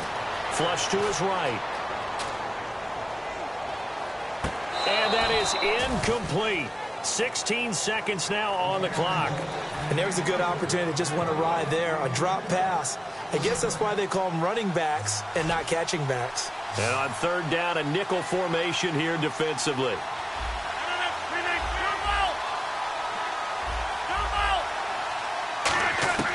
Throwing is Rodgers on third down. And that's caught inside the 30. And he'll be taken down, but not before getting this inside the 30. Now whistles come in. We're going to get a timeout here by the offense. It's just their first, so they'll have 2 remaining here before we get to halftime.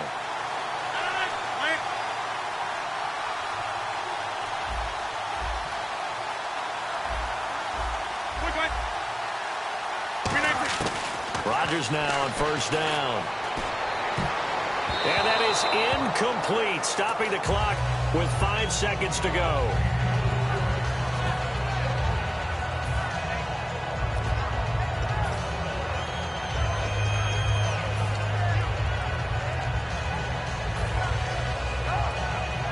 And you see the clock almost empty, so this is likely the last play in the second quarter.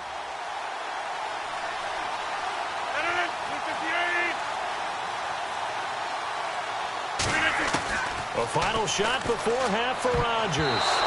And this will be incomplete. 1 second left to go. And that one was knocked away, and I think the defenders are going to be a little upset with themselves. They made the play on the football, but that one felt like a forced pass by the quarterback. Thought he had someone open. He really wasn't. Maybe an example of having too much confidence in his receiver that no matter what, I'm going to throw it to him. And that was a play made by the defense, and it could have been a bigger one. They'll throw now on the final play. He's got time in the pocket. And that's incomplete. So we have reached halftime with a touchdown. That's the difference on the scoreboard. As we'll send you down to Orlando as we check in with Larry Ridley and our EA Sports Halftime Report. Larry?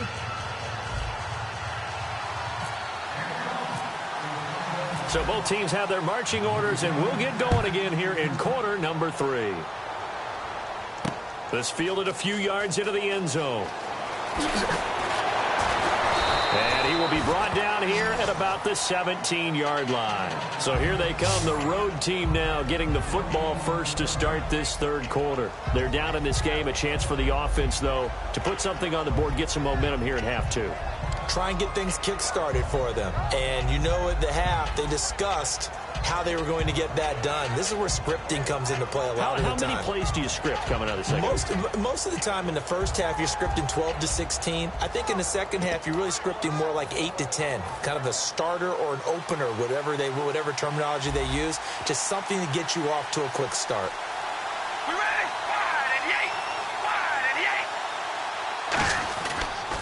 The third quarter starts with a run by Gore.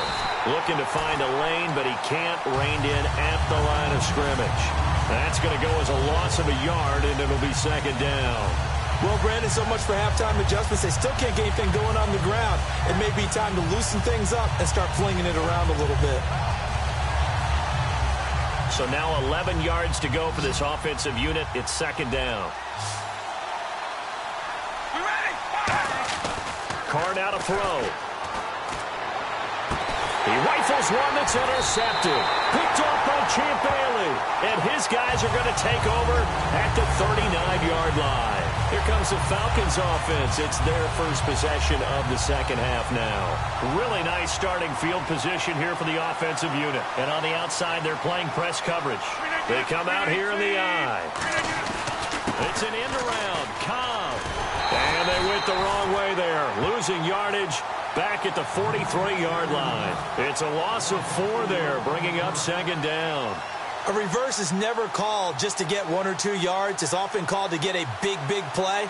The defense was having none of it on that one. They snipped it out and stuffed it.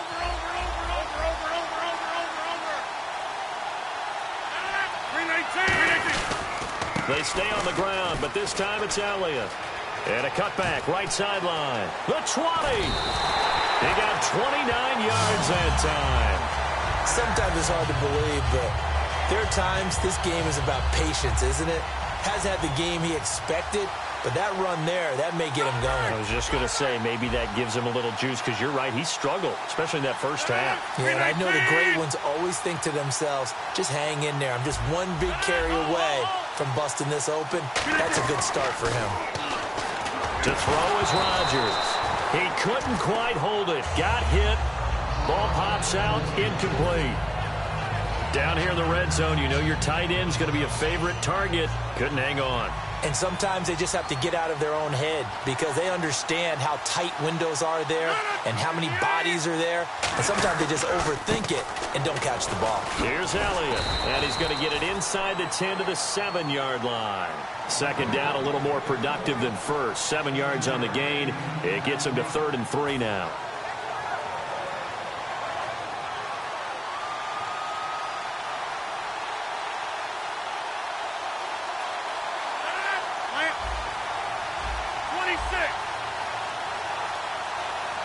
In motion left is Cobb. And the play clock's running down. Rodgers going to try and throw on 3rd down. And incomplete. The contact made the ball roam free and brings up 4th down. Everything looked right on that play except the conclusion. He dropped it, an en route, going into a little bit of traffic. Maybe in the back of his mind, he was wondering where the hit was going to come from. And the 12-year veteran knocks it right through, and they will move up by 10 now, 17-7. So put another 3 on the board, and all things considered, a good opening drive here to begin the third quarter. It sure was. I think as a head coach, you're happy to come out and put a little drive together, take the 3 points, and build on your lead. And now back out comes the offense.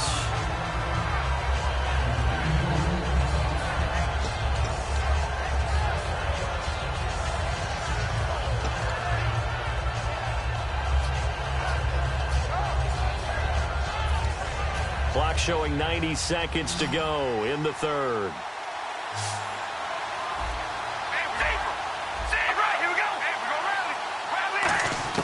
They go back to the air here after the INT. And it pops free. The collision there jarred the ball loose and brings up second down. I hope I don't sound too rah-rah on that one, but that's the exact right throw. Either your receiver gets it or no one gets it. Give him a lot of credit for being really precise with it. Got rid of it. No one got it.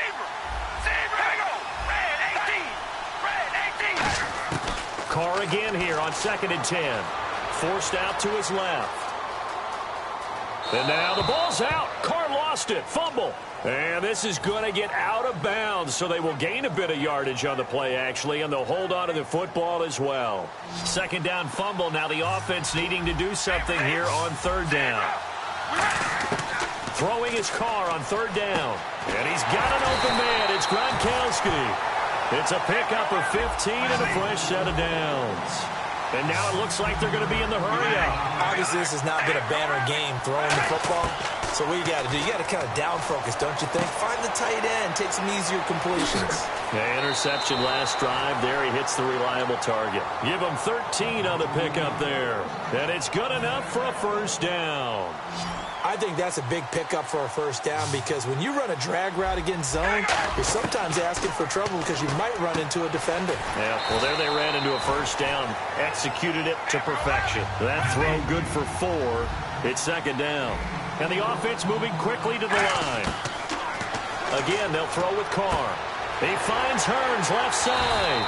And brought down, but able to get it to their 30-yard line.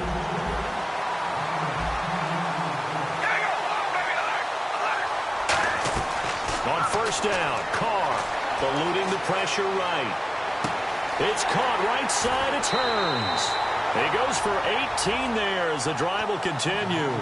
They talk about mobility on quarterbacks all the time. Here's where it really pays off. Able to move, evade, and is accurate throwing on the run and picking up a 1st down. And we're back now here in Cleveland. As we've got the final quarter upon us, we get ready to start the 4th. They come out 5 wide, 3 of them to the right side. Carr going to throw. That's caught at the 2. It's a good gain of 11, sets him up 1st and goal.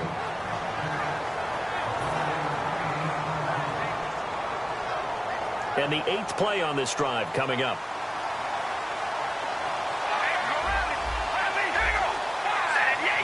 First and goal. Defense. And he is into the end zone for a touchdown. Frank Gore, his 2nd touchdown of the afternoon. And his guys are able to make this a close game again. He's having a nice little game. Maybe already has an eye on that 3rd touchdown. And how about what our producer, Christian McLeod, likes to say when they've scored touchdowns like this?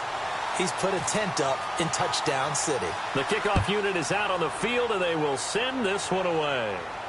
This fielded a few yards into the end zone. And he'll get it up to about the 26-yard line just across the 25. And here now come the Falcons. And last time they got 3 points, but it was a chip shot field goal. And when you go to the sideline after a chip shot field goal, maybe the offense not too happy. It's a balancing act, isn't it? Because you're exactly right. They're none too pleased that they didn't punch it in for 6 points.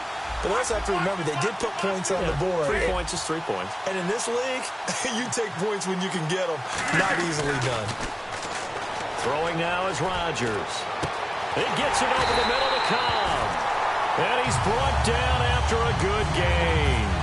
An ex-teammate used to tell me all the time, I hate experienced quarterbacks because no matter what, you really can't hide what you're doing. And I think that right there, he knew right away where the blitz was coming from, where his primary guy was going to be, and he ended up going to a secondary target for a nice game. I was just going to ask you, that wasn't the primary target. He's so good at that, isn't he? I think he knew right away that he wasn't going to get to his primary guy. I think he read that as soon as he got to the line of scrimmage, knew where the pressure was going to come from, and said, I know how to beat that, and that's what he did.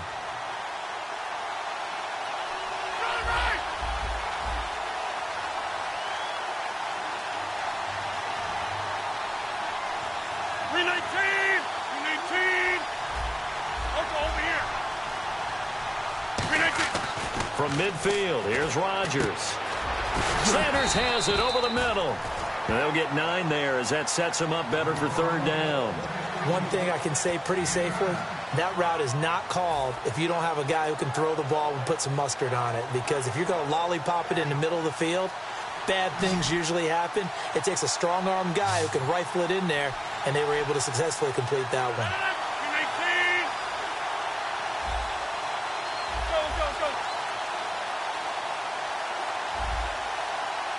Play clock winding down. Rodgers to throw on 3rd and 1. And he'll be hit as he releases it, and that'll fall incomplete. Putting pressure on the guy throwing the football is always good, but when you can couple that with contact on him that leads to an incompletion, as we just saw there, that's winning football. Here's Pat O'Donnell now, as he'll kick it away for the second time.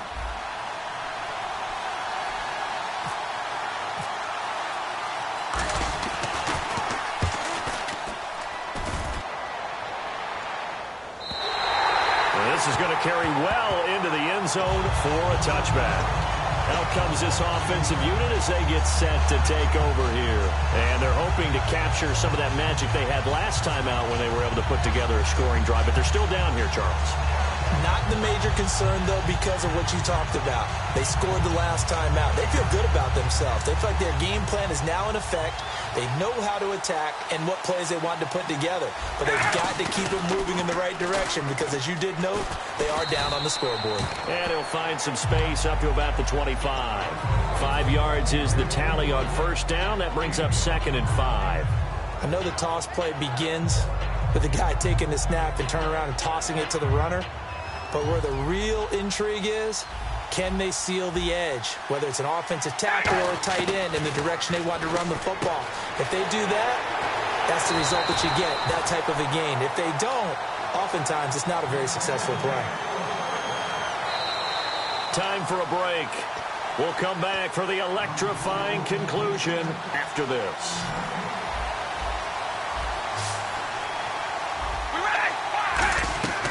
Throwing on first down is Carr. Over the middle, that's taken in by Gronkowski. Give him a couple on the catch. It's 2nd and 8. And quickly, they get to the line. Well, the strategy was evident there. Get it to your tight end and make it a one-on-one play with a cornerback.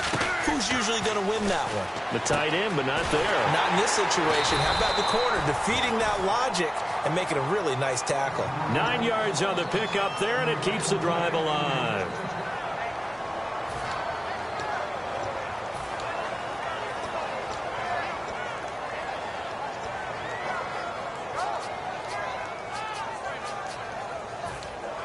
So the offense has it 1st and 10.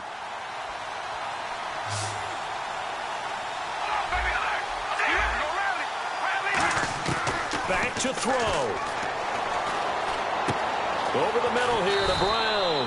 And he'll get it down here to the 43. That one good for 10 yards. And that'll bring up a 2nd and just about a few inches here.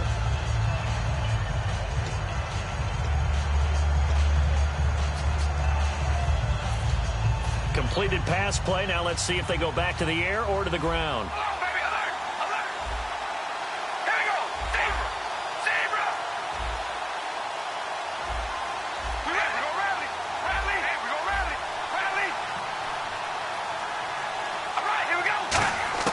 They'll look to throw. Quickly to Gronkowski. That's caught. And he'll get it down on the play to the 37. They get 6 on the pickup there as the drive will continue. And there's another completion to the tight end. And let's face it, it is hard to overthrow a 6'6" target. It is indeed. Quarterbacks like their speed guys. They like that huge 6'6" target that they've got in him. They really do, and it reminds me of what one great tight end told me once. He had told his quarterback, just make sure you throw it up there, you know, kind of like put up on the top shelf where the kids can't get it. And he'll take it down to the 30-yard line. 7 yards on the pickup there, and it'll leave him with a 2nd and 3. And they're going to hurry back to the line now.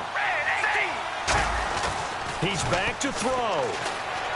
Flushed out right. They find some open field here. And he'll be out of bounds just inside the 25-yard line. Call it a gain of 7, and it gets him a new set of downs. That was an excellent job of recognizing the situation. His first read wasn't there. Heck, his second read wasn't there. But he bought himself a little extra time scrambling out of the pocket, got to the sticks, and picked up the first down.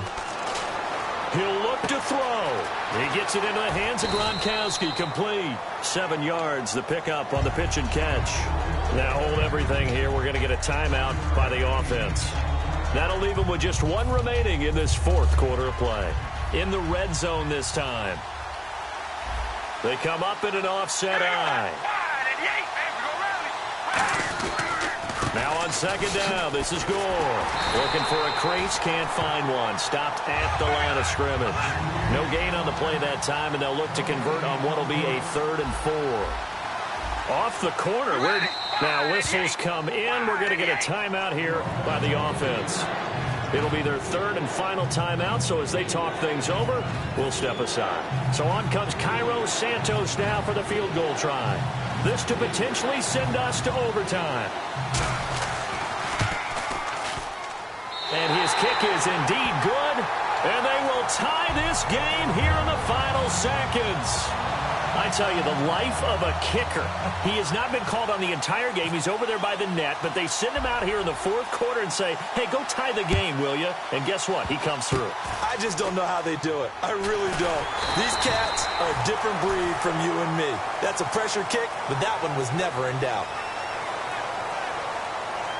And here in overtime, if the team that receives the ball scores a touchdown, it's over. If they don't, we can still have some more football. That's exactly right. If they go down and kick a field goal, the other team gets a possession to either match it or score a touchdown to win the ball game. If both teams kick field goals, the next team to score wins. But if the receiving team throws a pick six or fumbles the ball and it gets picked up by the defense and they score, the game is over at that point. This fielded a few yards into the end zone. And he'll wind up about 4 yards shy of where he would have been if he had taken a knee, as they'll start at the 21-yard line. So out come the Falcons now. They control their own destiny here. They have the football in overtime. Obviously, a touchdown would win it.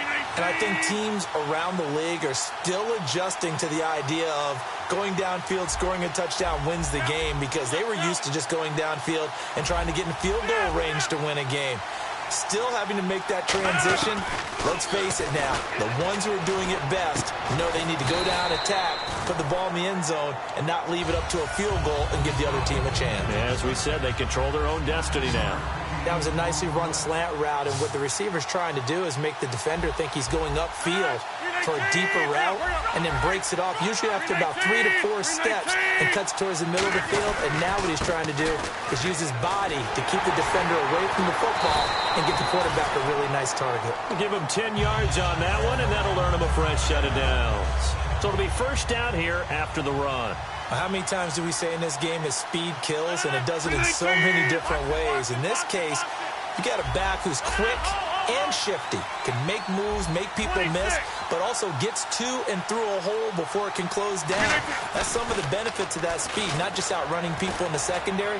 That led to a really nice game. The intended target, the tight end, Austin Seferian-Jenkins. That'll bring up second down. Oh, man, for him to be that wide open and drop it, sometimes you have just too much time on your hands, right? You end up thinking way too much, and your hands get shaky. And yes, he's a tight end, but that's a catch he should have made. Cobb goes in motion left. They'll need to get the play off quickly. Back to the air on second down. It's Rodgers. Sanders has it over the middle. And he's taken down, but not before he gets this into enemy territory across the 40. So after that big gain, let's see what else the offense has up its sleeve. Shift together here from the D-line. Slot man moves right. They'll run it now out of the gun. Oh, he's got some breathing room. And he's going to get this inside the 30. 10 yards on the pickup there. And it'll give the Falcons a first down. I've yet to meet a wide receiver who likes to block more than catching the football. But the best ones understand that that's how they'll actually get more passes thrown to them if they help in the run game. And anytime you get a run of that yardage, that means the wide receivers did help. They get down to what a lot of people call... Oh, and it's intercepted. Picked off by Patrick Chung. And a big turnover there as his guys will get the football back. Now this offense ready to take over again. Their defense did its job, got the stop. All they need is 3, and this is over. Couldn't have done much else other than score themselves and end it. But they turned it back over to them, and now all they need is a field goal to win the game. An excellent job by the defense. Can the offense finish things off? Yeah, part 1 is done, now part 2. They'll try and start the drive here with Gore. And strong running there gets this up over the 15-yard line. It's a 6-yard pickup, and it gets him to 2nd and 4. From this vantage point, that seems like a pretty dangerous call, running a toss that close to your own goal line. I think what they were hoping is that they were going to get some pressure from the defensive front and maybe beat them to the corner and then turn upfield with a lot of yardage to run. And a quick throw here, that's complete. Just 4 yards on the pickup, but that's good enough to extend the drive. They like going to him in the slot. He catches another one. I think this comes under the heading of, until they stop him, why not go back to it? He has something going really well. Great working relationship with the guy throwing the ball, and they keep making the connection. Man open left side is Brown. He got 18 yards out of that one, and it gets him a new set of downs. And a nice pitch and catch to pick up the reception against man coverage. Both of them read how much yardage they needed, figured what they had to do, and were able to beat the man coverage for the completion. Now Carr.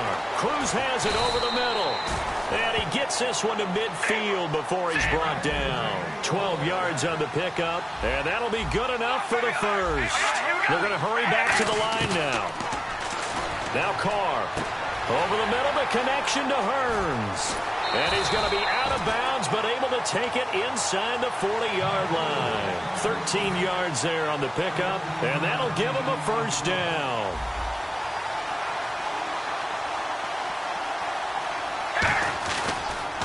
On the handoff, it's Gore. And tough sledding. He'll get maybe a yard. Stop short of the 35. Ian Williams with a tackle. Tough day. Tough sledding right there, and it's been that way the entire game. Not a whole lot of room to ramble for him. Yeah, you're right. It's been that way all afternoon. Didn't get a whole lot better there. Out on the right, this is Cruz. The reception good for 7. It's 3rd down.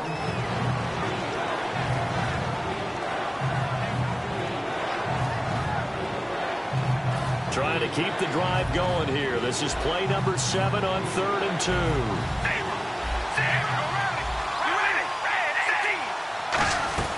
They'll try and pick up the first with Gore. Might have gotten this one down to the 28, and that's all. It'll be called a gain of 2, and that'll leave them with some options here on 4th and inches.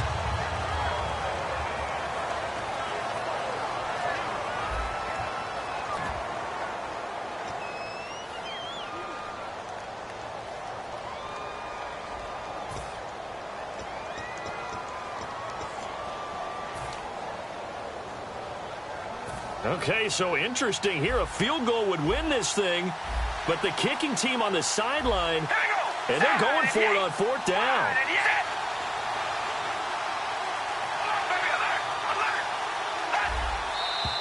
Oh, and now movement and a whistle, and they may have to rethink their plans on 4th down. So the field goal unit is on the field, as this is a big spot right here. From the right hash, and call it an even 50 yards.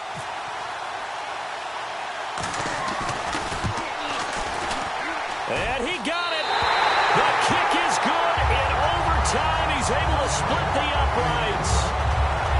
We were just treated to an absolute dandy in this one. A great finish in overtime with a long field goal. Everybody, including us, on the edge of their seats. Quite a game.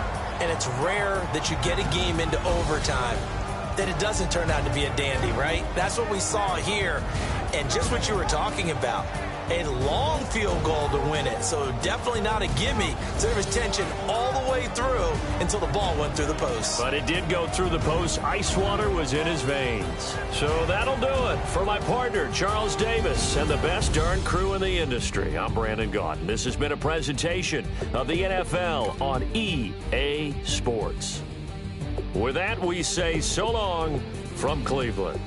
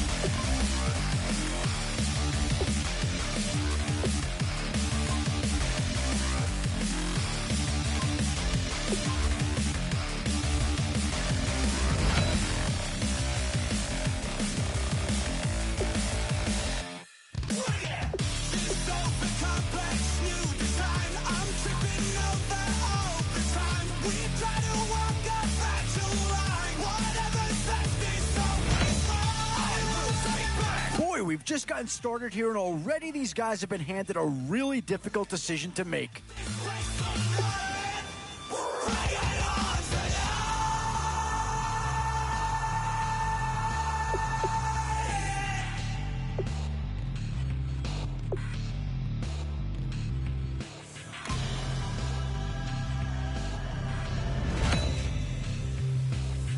We've seen Dallas represented once already. Could another Cowboy be joining the fold? This over complex new design. I'm tripping over all the time. We try to walk that fragile line. Whatever's left is always right. I will take back. Boy, you talk about a friendly turn of the cards. This is a great round for these guys as they get themselves a dynamic player right here.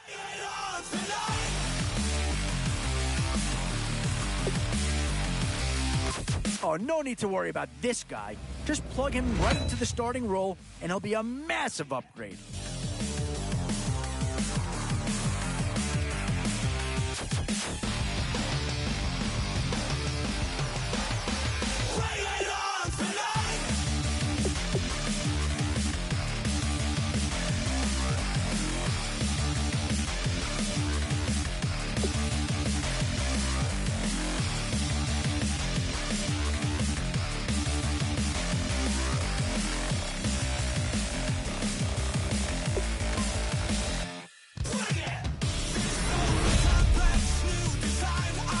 In these middle rounds, you have to start asking yourself, do you settle for what's available now, or do you try and push your luck? Does this pick fill a big need?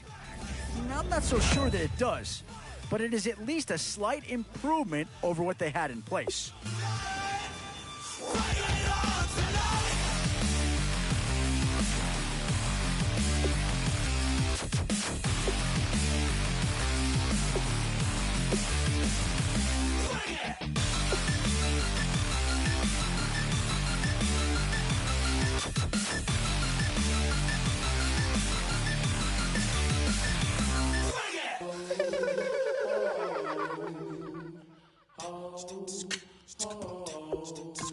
Yeah, not too much analysis needed here. This is quite a get at this stage of the draft. I'm a human now, but I used to be a raindrop, word up. I'm really good at putting words up. I make them levitate and circle with the birds. I don't need to force it, I let it occur. Whatever occurs, thank you. Feel like I was touched by an angel. Once again, a whole nother angle. I got a lot of holes in my angle. I got a lot of love and a whole lot of ignorance. And that's a good thing if you want to relate. I'm just trying to relate. I'm just trying to relate. I'm just trying to relate. I'm just trying to relate. Some tough choices coming up right about now. Do you go after the best available player, or do you go after a position of need?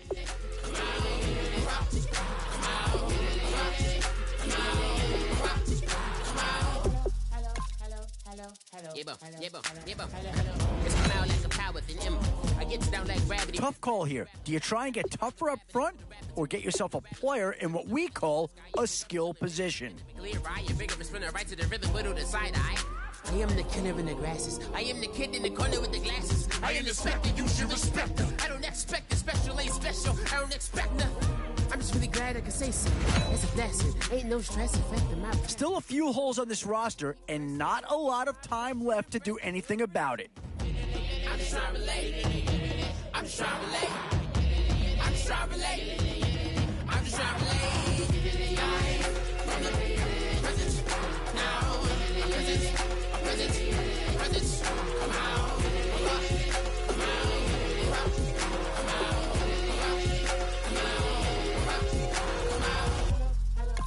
And this team does have a lot of needs, but this guy is a legitimate star, and he'll make everyone around him better.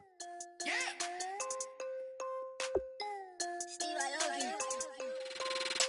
I'm tired of this in the kitchen. But how else am I gonna get it? How else am I gonna get it? How else am I gonna get it? Always a tough decision, offense or defense. It's all about finding the right balance when you're putting a team together. I promise I'm gon' go with some, I go get it. I had a trip at the vacant. Swerving around in Vegas, mama, we finally made it. All the way to Rex, I'm a trap hawk. She a ride just like a car. Drop the bricks in the backyard. Told her how to on the white heart. I can't take up on a date, cause I can't get dinner. Call my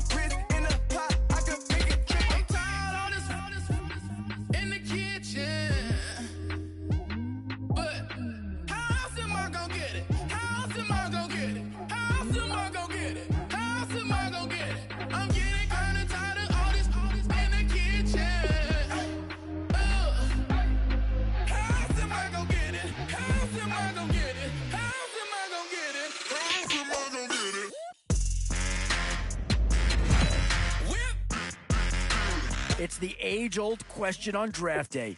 What's the bigger need, offense or defense?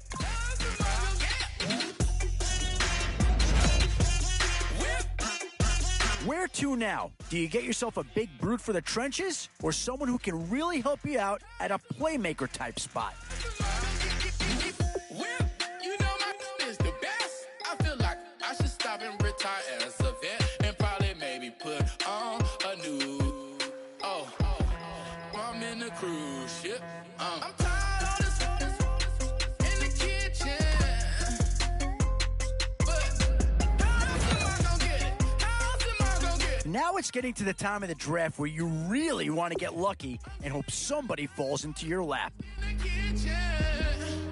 How else am I gonna get it? How else am I gonna get it? How else am I gonna get it? How else am I gonna get it?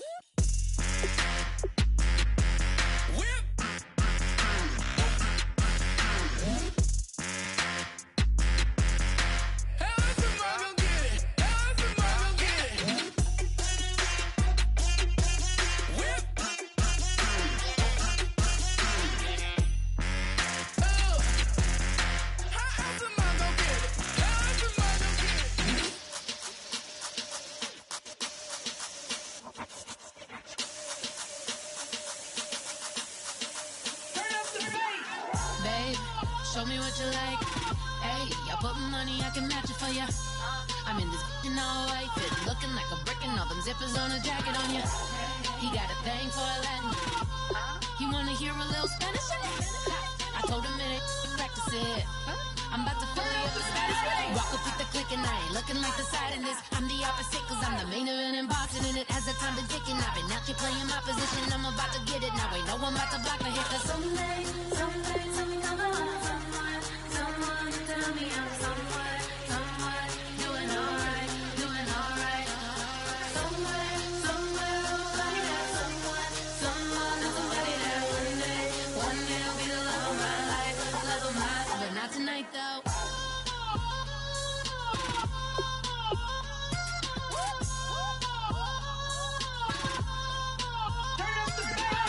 Hey, I'm only here for a minute. Bet you want a girl to keep it independent, and I know you gotta like a girl that's this appealing. Get you caught up in the moment, then I'll get you in your feelings. Tell your boys that you gon' meet them later on. Both of us are so taxi, leave the meter on. First time you. And this is a big piece of the puzzle right here. Maybe a no-brainer, but a great pick regardless. So we always showed you what it's like. Leave you sleepy like the call the umpire. Get you out and get you rolling. Get you gotta go. I got a flight up in the morning on someday, something come along. Someone tell me I'm somewhere doing alright. Somewhere, somebody that someone is somebody that one day will be the love of my life, but not tonight though.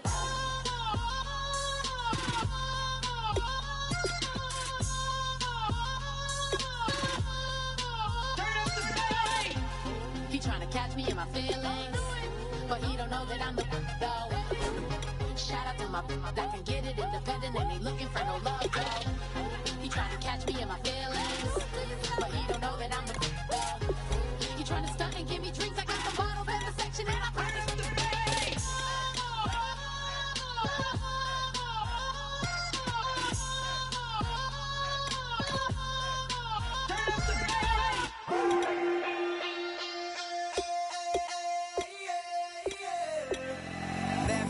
Call it, Babe Ruth ball it. Your boyfriend's got a cauliflower and I'm a. So sue me, who you, Judge Judy? Stacking the rubies if life was a movie, then you could just call me the Goonies. You're not relevant, trolling on the internet, no respect. Haven't moved out of your parents' basement yet. Big neck, come up with the beat that's gonna break your neck. You can hear me now. Can you hear me now? Can you hear me now? If you like it loud, we can make it loud. Can you hold it down? 'Cause we can hold it down. Yeah, you can hear me now.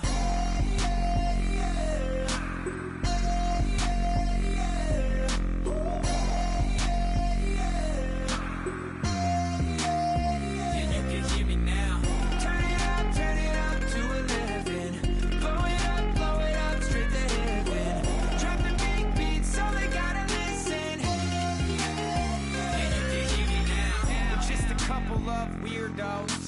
coming to your city, sending bass into your earlobes, like your bleached out hairdos. We glowing in the dark, got the spark, about to flare the fuse. That's just how we do. To Geronimo, parachute, skydiving off your parents' roof. Saw the magician's assistant in half, like who the are you? Who the are you? Who the are we? We be the dudes who just come over.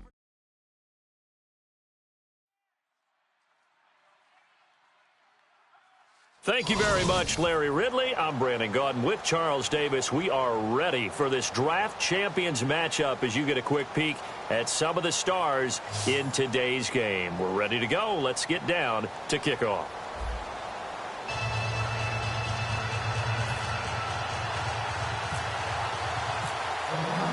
And it's the birth of a new club as we're underway in draft champions. This fielded a few yards into the end zone. And he's able to get it across the 20, but not by much, as he's marked down at the 21-yard line.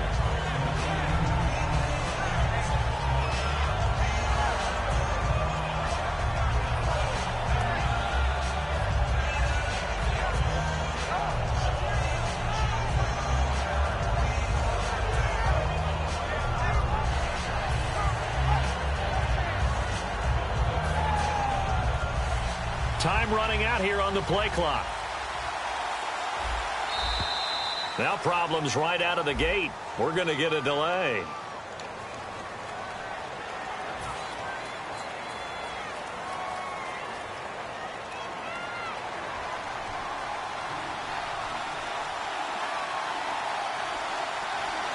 Let's go now. White 18. White 18.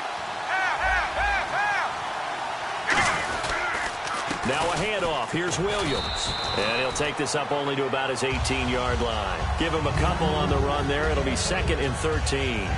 Not a big run on the first play of the drive, but that doesn't necessarily mean it was a bad play. Sometimes you're just trying to settle in, get your guys a little bit of contact, and get things moving. Gun.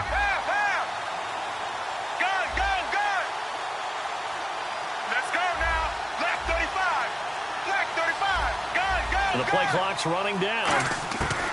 On 2nd down, here's Romo. Sideline throw, it's complete. And a nice job there of keeping the toes in bounds. If you're running out route, it's likely you end up near the sideline. And what did we just see there? Toe tap. You got it. The benefits of practice. Toe tapping, foot dragging, picking it up, and making sure it was a catch. Gun. And he motions the wide receiver. Throwing on 3rd down, Romo. He's going to fire one deep, middle of the field. Greg Olsen was the intended target, and it's 4th down. Well, they went for the big play there, but that drop could really hurt their momentum. Now Jordan Berry on to kick this one away.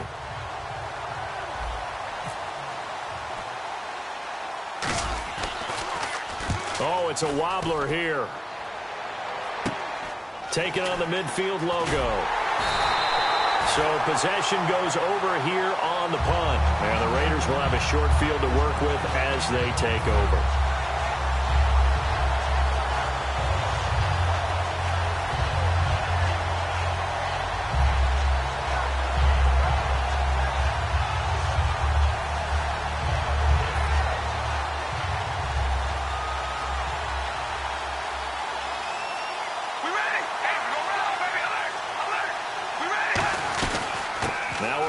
This is Bilal Powell. 3 yards on the pickup there, and it'll be 2nd down. Partner, you know I love to point out when teams break tendency and do something a little bit different from the norm. But when you run the ball in the first play of the drive, that's not a tendency breaker at all. That's just trying to establish yourself as you move forward. We ready? On 2nd down, here's Carr. Firing quickly here, and that's complete.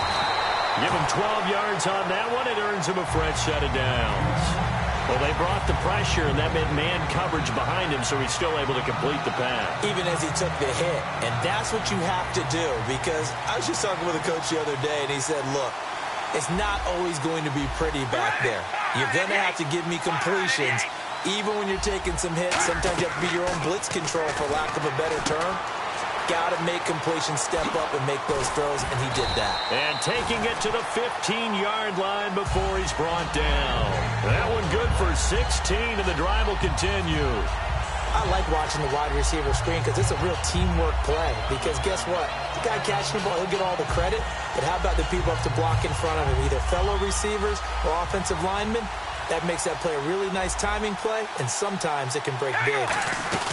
They'll run it now out of the gun. He can't bring it down. The weight room does work. That's going to go as a loss of 2, and it'll be second down. Well, in that play, the expression, don't blink, you might miss something, certainly applied. That was fast. Defense diagnosed the play, and it was over in a heartbeat. Looking to jam the receivers at the line here. Press coverage look defensively. We ready? Go rally. Carr to throw on second down. And the hit jarred it loose. It's incomplete. Cameron Meredith, the intended target, and it's third down. Looked like they had an opportunity for a big play across the middle, but he didn't have the concentration or the focus necessary and dropped it before he could haul it in. And the Raiders call on a nickel set for third down. To throw, it's Carr, and he can't hang on to it. Nearly picked. He's known for his hands defensively, but instead it just brings up fourth down. Now look at this, 4th and 12, and they're going to line up to go for it. Carr going to go on 4th down. Looking for someone to throw to. Escaping the pressure right. And it is incomplete. Ron Rivera, the gambling type, but he comes up empty here. And the Raider D, they get the football back. And now Oakland ready to take the field. And the last drive, their first drive, 3 and out. What changes here, if anything? I think it's making sure the guys that you trust the most with the ball, the biggest playmakers you have, that they touch it on this possession to try and get things moving. So get it to the horses. Without a doubt. They're the ones that typically end up in the end zone. Yeah, this is going to be caught. He won the fight for the football. A good pickup there, a 22. I know that in recent years, it's been tough on Tony Romo. A lot of injuries have piled up, but he's still able to sling it, Brandon. Look at that throw. Yeah, he can. By the way, you know his given name on his birth certificate? Hit me. Antonio Ramiro Romo. That flows He's got a good ring, well, so I want to start calling him Antonio. The lyrical one. He was trying to get it to Steve Smith that time, and that'll bring up second down. I think that's a big-time play there because the slant route is really hard to cover because the timing is so quick. But able to see it, diagnose it, and get to the football, that's why he's able to bat it away. Back to the air they go. Romo on second down. And incomplete there. A nice hit. Jars the ball free and brings up third down. Even in today's NFL, when we think of the tight end position now as really a glorified wide receiver, we're still asking a lot of those guys. They have to block as well, and every now and then they don't come down with the football. Throwing again is Romo. Surveying the field. And caught left side, Olsen. They get 7 there, but it brings up 4th. Partner, I think that completion takes the definition of dink and dunk to a different level, doesn't it? It does, and the defense was right there, kind of played into their hands. Here's Jordan Berry now, as he'll punt it away for the second time.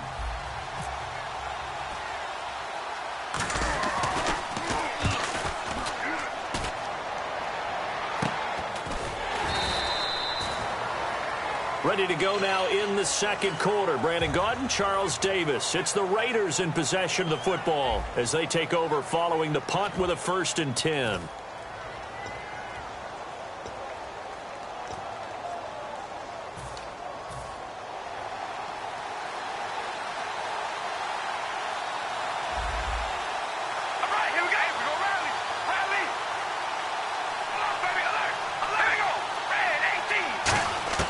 On 1st and 10, here's Carr. Oh, the ball comes out on the hit, but they'll say it's incomplete. You got to give some credit. They're able to hop up in the air and bat that one away. And that's frustrating for an offensive lineman because the only recourse is when he goes in the air to try and get some type of pop or a shove, hoping to bring his arms down. This is the running back, Powell. No gain on that one as it brings up a 3rd and 10. Offense trying to avoid stalling out, facing a 3rd and 10. 4-6 defense, they were daring him to run the football. They ran it. A little football 101. Take us through what the 4-6 defense is, Charles. So what you're trying to do with your big defensive front is cover the interior offensive lineman, the center, and the 2 guards, and make it difficult if you even want to think about running the ball inside. If you can control them, that allows the linebackers and the safeties to run free and get to the ball carriers. And that play worked really well. No game.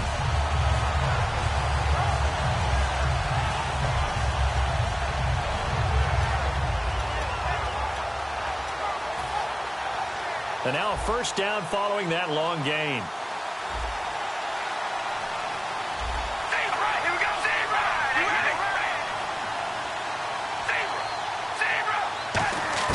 Working from the gun, it's Carr. And his throw is incomplete. Let's give some credit to the defensive guys on that play. Able to bat that one away. Sure looked like they were trying to hit the corner route. So they're still at the original line of scrimmage here. 2nd down and 10. From the gun, it's Carr.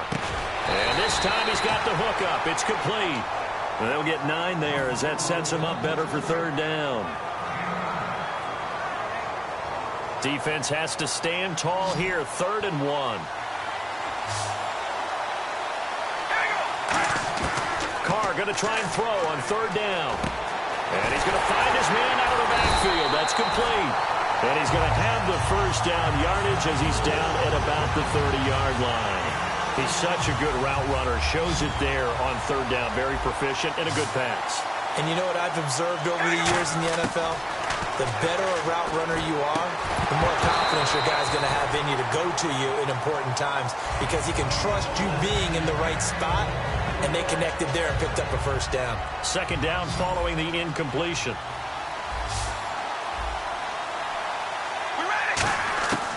Again, it's Carr. And he comes back with one complete. And he is in. Touchdown, Raiders. Jesse James, 30 yards. And the Raiders are able to cash in for 6. Boy, it's nice to have that big, reliable target you can go to. Each and every time. A lot of people see that position as a fallback. Throw it to them when all else fails. Not at all. This guy can make plays, and that's exactly what he just did. Yeah, play here for a touchdown. And no return on this one as the fair catch is signaled for and taken. Now the Raiders offense, they get set to head back on the field. And a tight game after punting last time. See if they can get something going on this drive. As they head to the field now, with the game this close, you've got to feel there's a sense of urgency for them going on offense right now. But they have to do it without letting panic creep in and affect their play. And able to stay on his feet past the 30 to about the 33-yard line. 2 minutes remain here in the first half. We'll come back to Ford Field after this.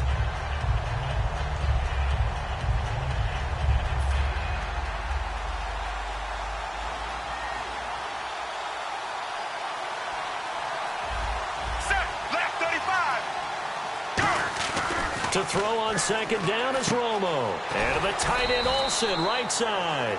2 yards on the pickup there, but it's enough to give him a new set of downs. Now the offense lining up 1st and 10.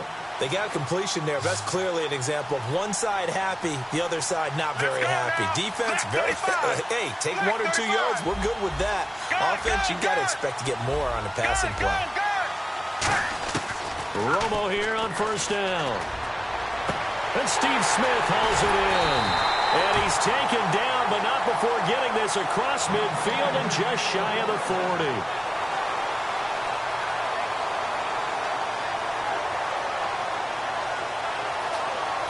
So after that big play, let's see if they can catch their defense maybe on their heels. They come up in an empty set. 4 wide receivers, 1 tight end. On 1st and 10, Romo. And caught left side, Olsen. 7 yards, the pickup on the pitch and catch. And he's the epitome of what we call the move tight end, a guy that you can line up anywhere, in the slot, out wide, in tight, doesn't really matter because he has such great skills. You want to utilize him in all aspects of your passing offense. And there he was in the slot for the catch. They come up in an offset eye. Romo throwing again. And he slings one that's incomplete. He was trying to get it to D'Angelo Williams. And it's 3rd and short.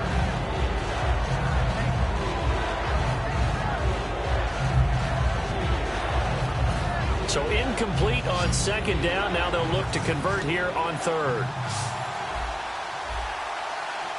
Check, check, check. Set. Right 18. Romo on 3rd down. And he takes a shot on the release as this will be incomplete. They got pressure there and only rushing 3. And there's a defensive coordinator right now who is celebrating not just getting home with 3 there, but realizing if that's the type of pressure he can get in the entire game, then his pass defense is going to be excellent. You're dropping 8. Where are you going to go with the football? Would have been right at about a 52-yard field goal try, but no, they are going to go for this thing on 4th down. On 4th down, Romo. And he finds his man, the tight end Olsen. The Raiders try it on 4th down, but to no avail. And the Raider D, they get the football back. Everyone gears up for 3rd down, talks about the importance of it. But 4th down, that's truly the moment of truth play, isn't it? Everything's dialed up a little bit more. And, you know, it's such a momentum play, isn't it? Absolutely, because it can flip either way depending on who converts on 4th down. It's a pickup of 14 there, and it'll give the Raiders a 1st down. And when an offense is doing a nice job selling the play-action pass, a lot of responsibility shifts to the linebackers. They're the ones that have to determine run or pass and get to the proper places on the field. The final shot here before half for Carr. Dumps off to Powell. And he's brought down. So we have reached halftime with a touchdown. That's the difference on the scoreboard. As we'll send you down to Orlando, where Larry Ridley has our EA Sports halftime report. Larry?